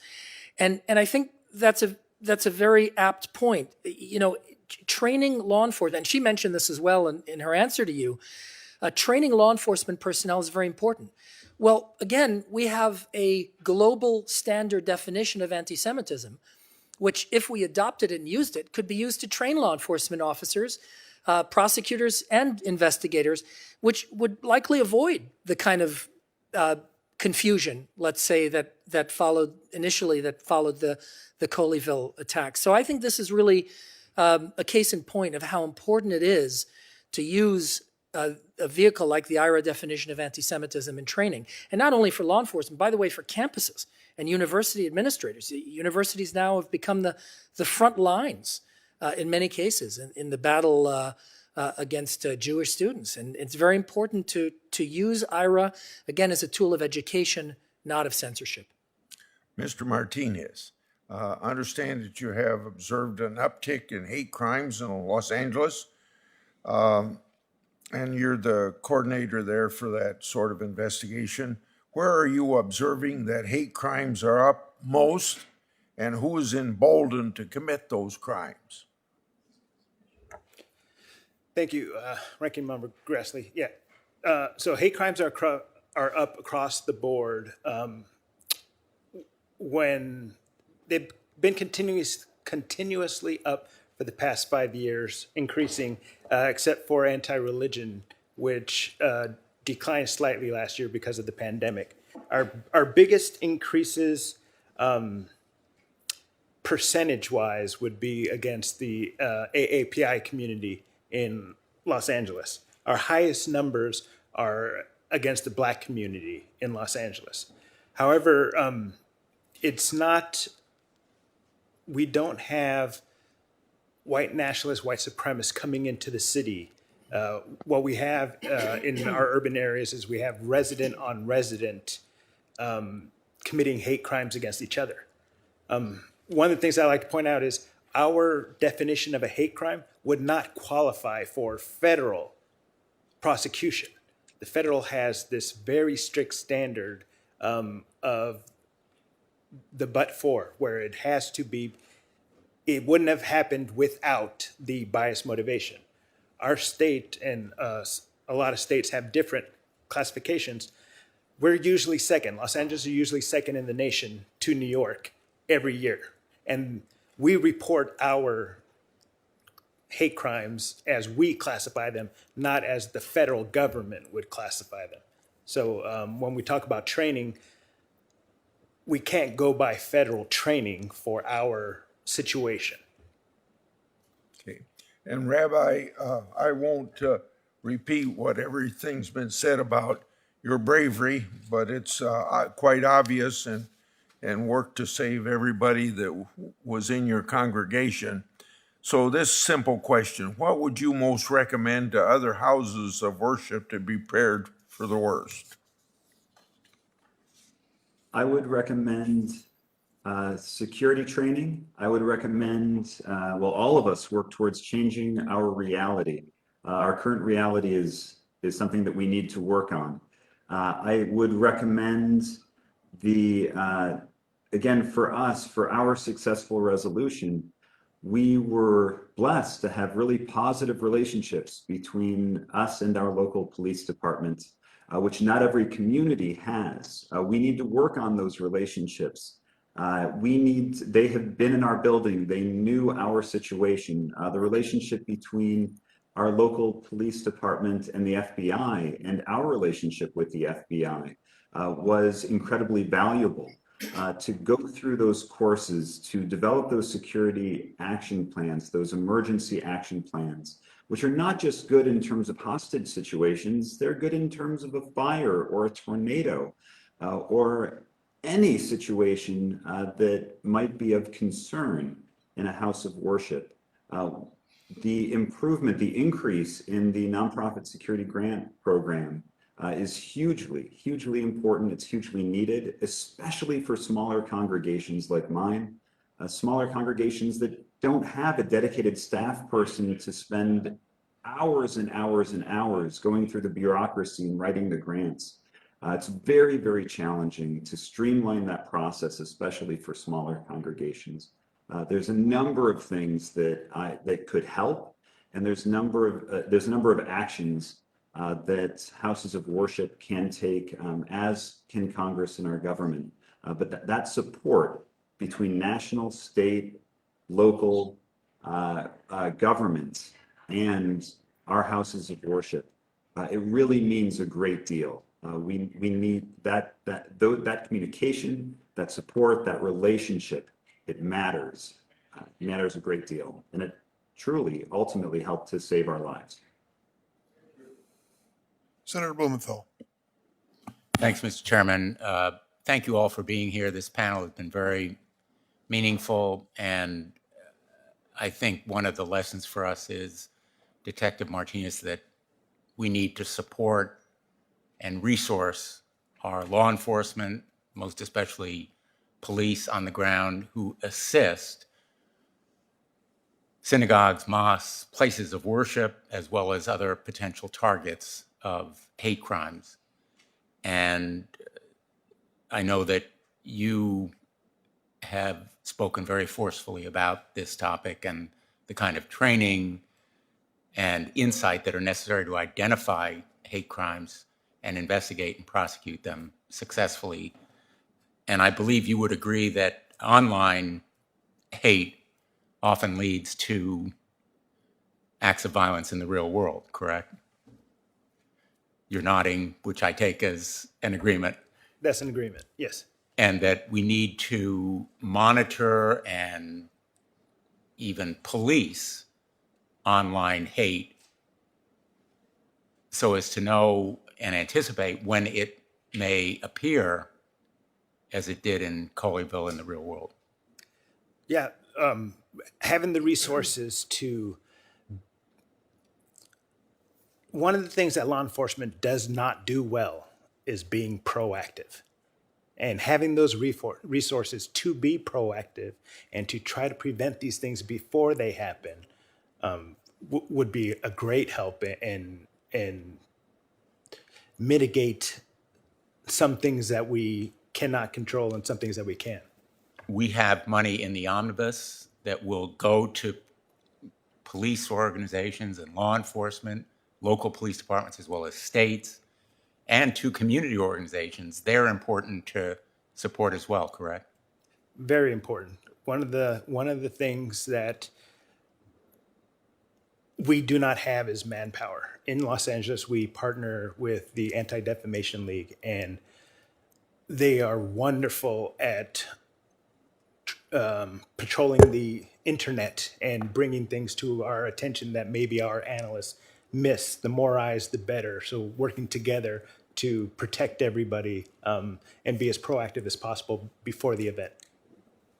Rabbi, you and I haven't met, but like many on our panel here and many around the nation, even the world, I admired your courage and your congregation's bravery in the course of dealing with the hate crime committed by this individual who invaded your synagogue. And I think it was a traumatic experience for your congregation and also for all people of goodwill who revere places of worship and respect their sanctity, whether they are mosques, churches, synagogues, or others. What would you say to the world about the traumatic effects and maybe some hopeful message about how to counter hate? Thank you for the opportunity. I would say that the response that we received was overwhelming. The amount of love and support. I still have literally hundreds of cards that I just haven't been able to get through because we received so much support. And it meant so much because we didn't necessarily have to get that support. People didn't necessarily have to offer that to us. And what a blessing. Every group, right? If every HBCU received thousands and thousands of letters expressing love and support, it doesn't solve the problem. We have to address these issues, but it would make a difference. If every child who's transgender that has been bullied would receive love and support from their community to let them know that it's just a small group of people that really share that hatred and that everyone else supports them. That's what we need before something happens. Before we need that sense of empathy. We need to share that love. Love the stranger means that people are going to be strange and we're not going to agree. And we need to do what we can to express that love of those who are different from us as human beings. We need to recognize the dignity and beauty of every individual. Before something bad happens, we need to bring that empathy in advance and not wait for things that are tragic. I think those very eloquent comments epitomize some of the reasons why we've worked so hard, many of us in this body, to try to fight hate and violence wherever it occurs, whatever the motivations are, because it is a small group of people, and the truly overwhelming majority of Americans despise hatred and violence, which impacts so traumatically people of goodwill. And I thank you, Rabbi, for sharing those comments. They will have meaning to people in Connecticut and the country, as will the testimony that's been offered today by all of you. Thank you for being here today. It will help us move forward in this area. Thank you. Thanks, Senator Blumenthal. Senator Cruz. Thank you, Mr. Chairman, and thank you to each of the witnesses for being here today. Rabbi Charlie, welcome. I'm proud to see a fellow Texan here. I wish it were under different circumstances, that the horrific terrorist attack that you and your synagogue faced, that caused the eyes of Texas and the world to be upon you, we all wish that had not occurred. I will say, in the hours that you and your fellow congregants were held hostage, Heidi and I were lifting you up in prayer. Texans across the state, Americans, people across the world were lifting you up in prayer. As you know, and you and I have spoken before, I've spoken with each of the congregants who were hostages with you. We saw federal law enforcement, we saw local law enforcement, state law enforcement working hand in hand to deal with that hostage situation. I spoke with the special agent in charge of the FBI during that hostage crisis to make sure that all the federal resources needed were available to try to resolve it and resolve it peacefully. But it was striking to me, Rabbi, having spoken with each of your fellow congregants that were trapped alongside you, the calm that you demonstrated, the wisdom that you demonstrated, the courage that you demonstrated. You described to me how the security training you and your fellow congregants had may well have played the decisive role saving the lives of each of you. You described how you deliberately staged near the exit door to be able to find a way to escape if the opportunity presented itself. And then I heard, not from you, but from your fellow congregants, how when the hostage taker briefly set his gun down, how you picked up the chair and threw it at him, which gave the brief window of time for you and the other hostages to run out the door and escape to safety. That heroism was extraordinary. It has given you an opportunity to speak out against the evils of anti-Semitism. Tragically, anti-Semitism is a unique evil that has plagued the world for millennia. And there are far too many synagogues and far too many churches that face the risk of violence, face the risk of terrorism. It is heartbreaking that synagogues and churches and mosques and houses of worship need security. A great many houses of worship today have armed police officers protecting the congregations. In Texas, as you know, we've seen multiple churches and synagogues targeted for terrorism, sometimes ending tragically with a horrific loss of life, sometimes, as in your instance, ending with heroism and the blessings of God, saving the lives of each of the individuals who are hostages. I can tell you the Jewish community in Texas was deeply focused, was transfixed on Congregation Beth Israel during and after the crisis.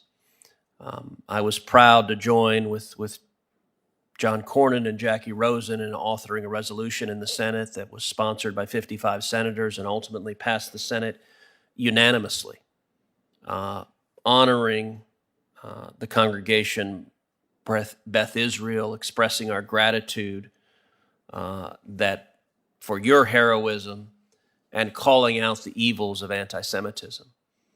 But Rabbi Charlie, one of the things that I found, speaking with leaders of the Jewish community in North Texas, and in particular with the president of your synagogue, was focus on the need for more funding, for security training, for security resources, for hardening infrastructure, for protecting against the loss of innocent life.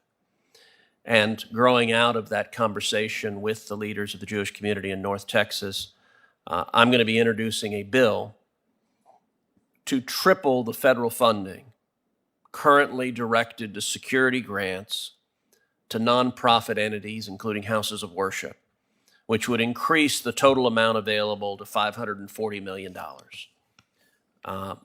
Rabbi, if you could, I'd like you to elaborate on, in your view, how additional security resources could be leveraged to prevent another incident like the one you experienced, and not just for Congregation Beth Israel, but for the entire Jewish community and for houses of worship across the country.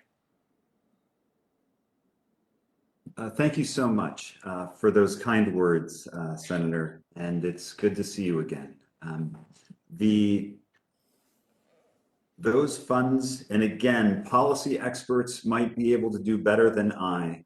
I know that more funds are needed, that it is horrible that we live in this world where those funds are needed. It is horrible that we live in a world where our children, as a part of their normal lives, have lockdown drills.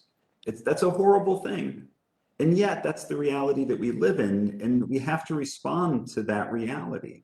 And we need everything from, again, especially in smaller congregations like mine, funds for security officers, funds for security cameras that are up to date, that are digital as opposed to analog, that are high quality. There are other security opportunities that each congregation really needs to focus in, to talk with local law enforcement, to develop those relationships, to do walkthroughs.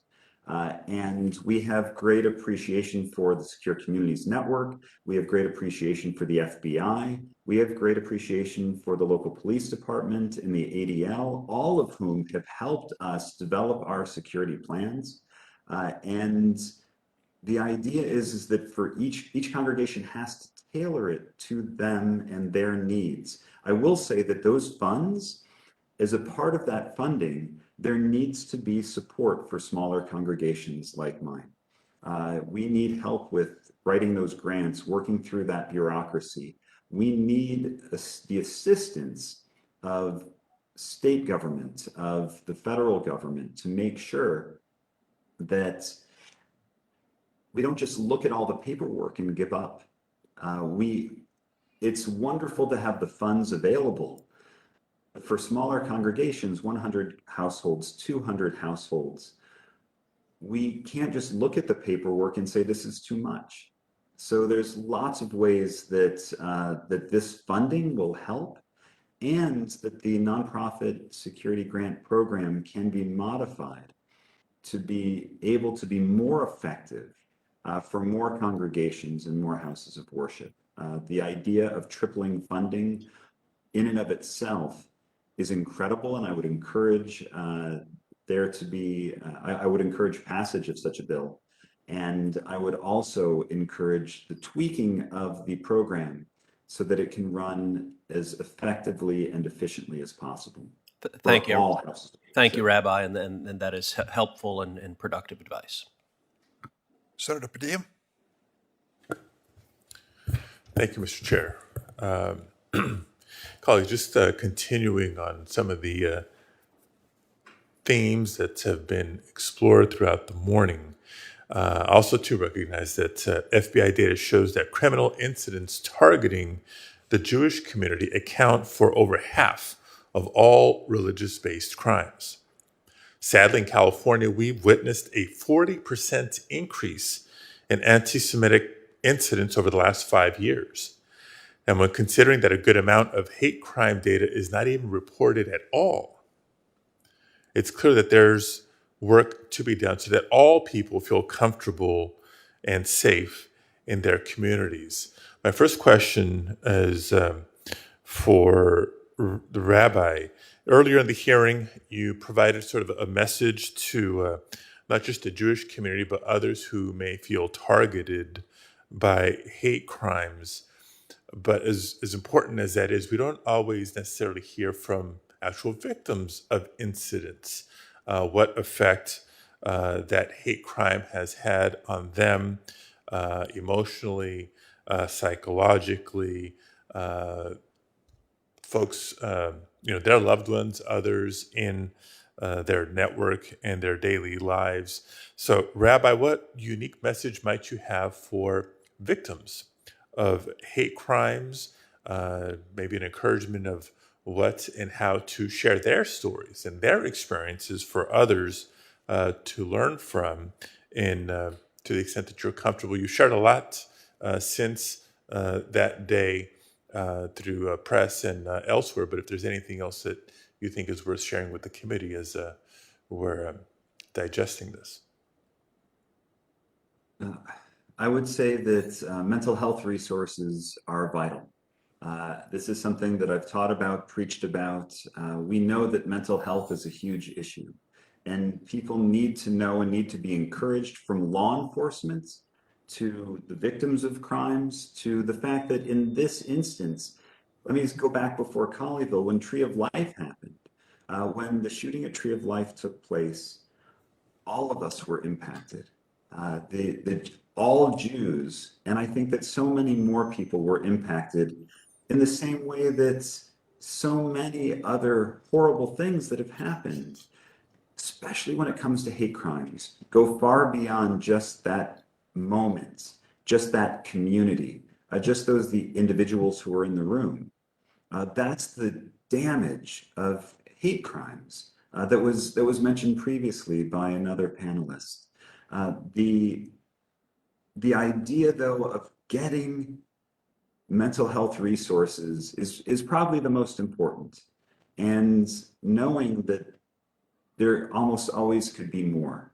I spoke with the 911 operator, and I encouraged her to see a therapist. I've talked with the local police chiefs in our community, encouraging them to make sure that this was traumatic for all of us.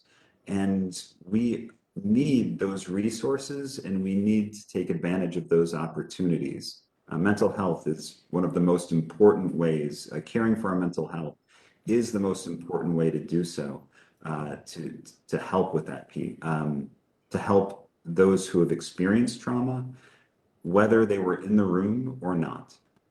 Right. I appreciate you recognizing that as victims of other crimes, hate crimes and otherwise, have come to learn it's okay to not feel okay and to talk about it.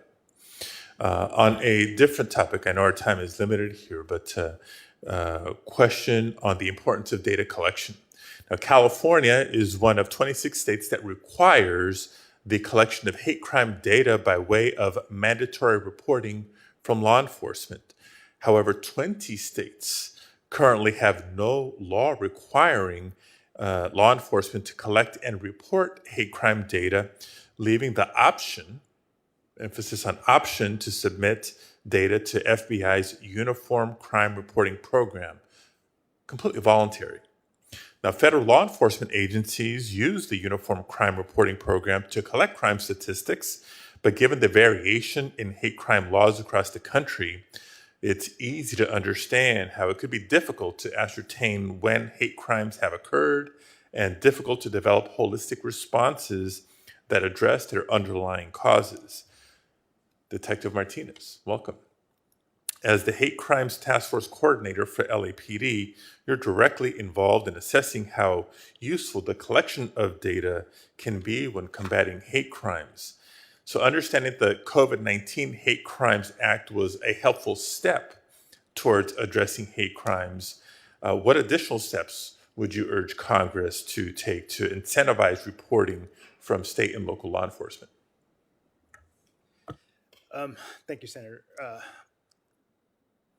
I keep going back to encouraging the training. There's just so many things that I'm fortunate to have that smaller agencies don't. Most folks don't realize that we don't report hate crimes. The hate crime law is a misdemeanor, punishable by 1 year and up to 5,000. What we do is another 99% of the time, it's another criminal offense that has a bias motivation to it. So when you have the UCR coding, they just have to enter a code to make that bias motivated, this other aggravated assault, simple assault. Tying,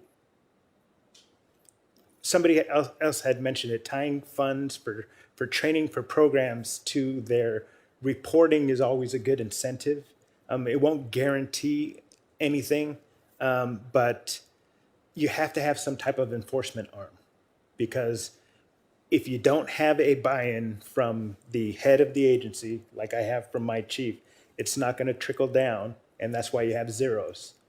Statistically improbable that these locations with millions or hundreds of thousands of residents have zero hate crimes year after year after year, and yet that's what's being reported.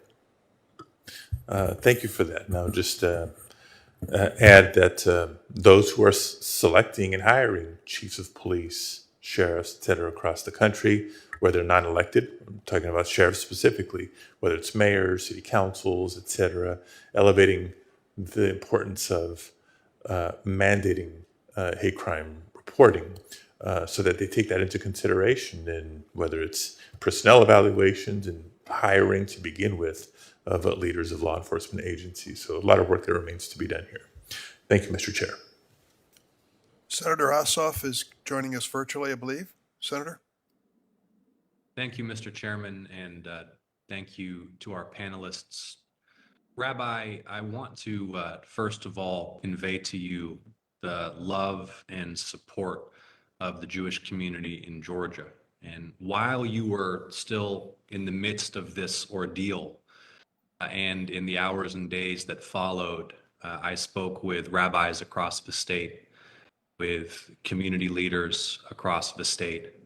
And I want to make sure to just convey to you personally and directly that the Jewish community in Georgia stood with you and stands with you 100%, that we have your back and your congregation's back.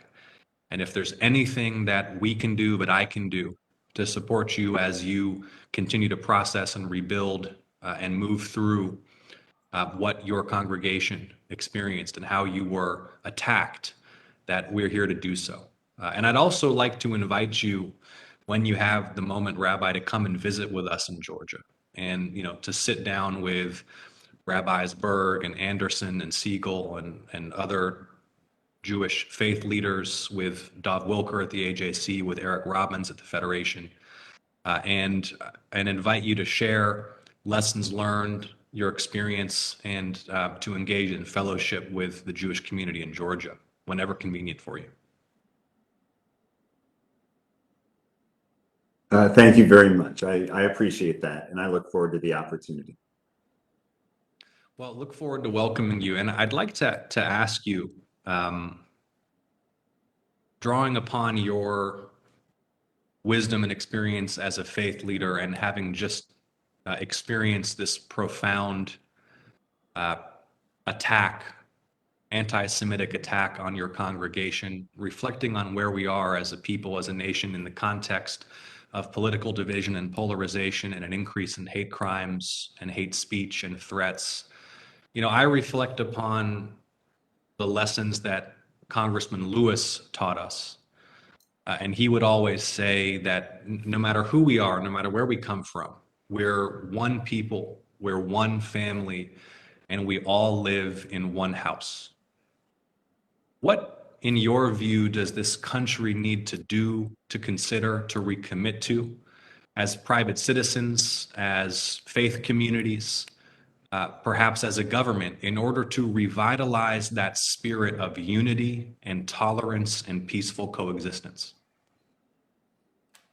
Actually, over the past couple of days, I was a part of the Global Faith Forum, which was organized by Pastor Bob Roberts, an evangelical pastor in Keller, just down the road. And he was preaching about and teaching about how evangelical Christians and Muslims and Jews and people from all different backgrounds, we need to get past the fact that we're different from each other. We need to actually be able to work together because no one wants to see the violence that we see in our community. No one wants to see the hatred that we see in our community. And that opportunity that people who are not necessarily our natural partners, those are the people we have to reach out to. We have to be able to reach out to anyone if we want a sense of unity, if we want to reduce the hate, if we want to develop relationships, build relationships for individuals in any community. That idea of building relationships with our neighbors, it's hard to hate somebody. It's hard to hate somebody that you know, right? That just because, right?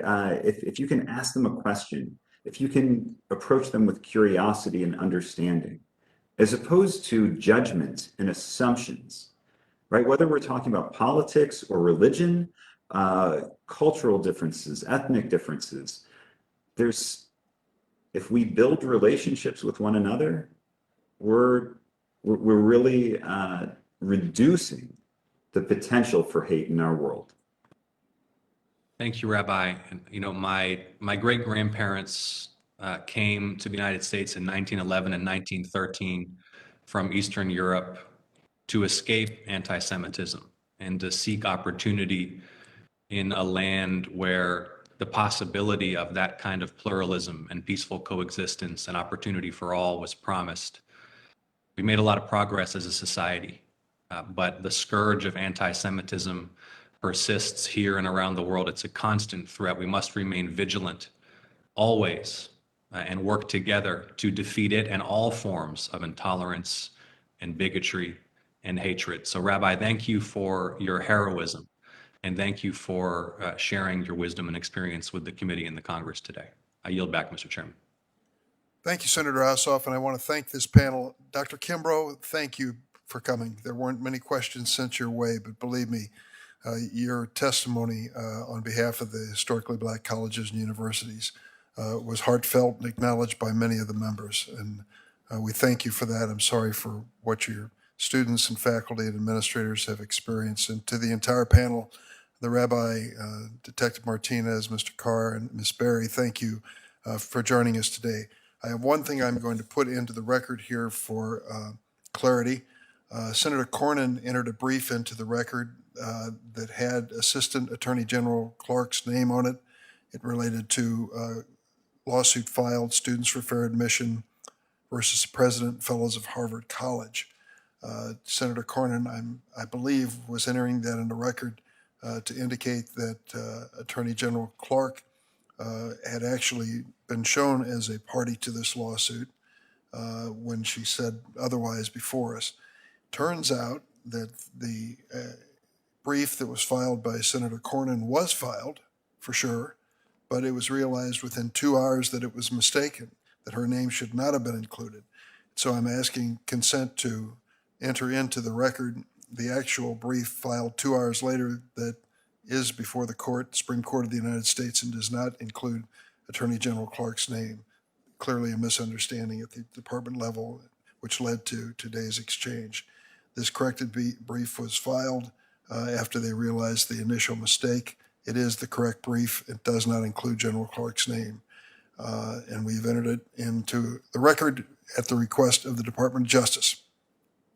And so, thank you all for being here and for patiently waiting for an opportunity to testify on this critically important issue. I'm afraid to say that it's likely to come back to us in many forms in the future, but that doesn't stop us from doing our job to make sure that all the crimes that are committed are accurately reported and responded to in an appropriate fashion. And as this last panel and the questioning that came to the panel reflected, that we also look beyond the crimes to the hate itself and decide how in America, in the world, we can do our best to moderate or alleviate it. Even though we know we'll never have a perfect solution, it's our God-given duty to do our best to try. So the hearing of this committee will stand adjourned. I thank this panel again for their testimony.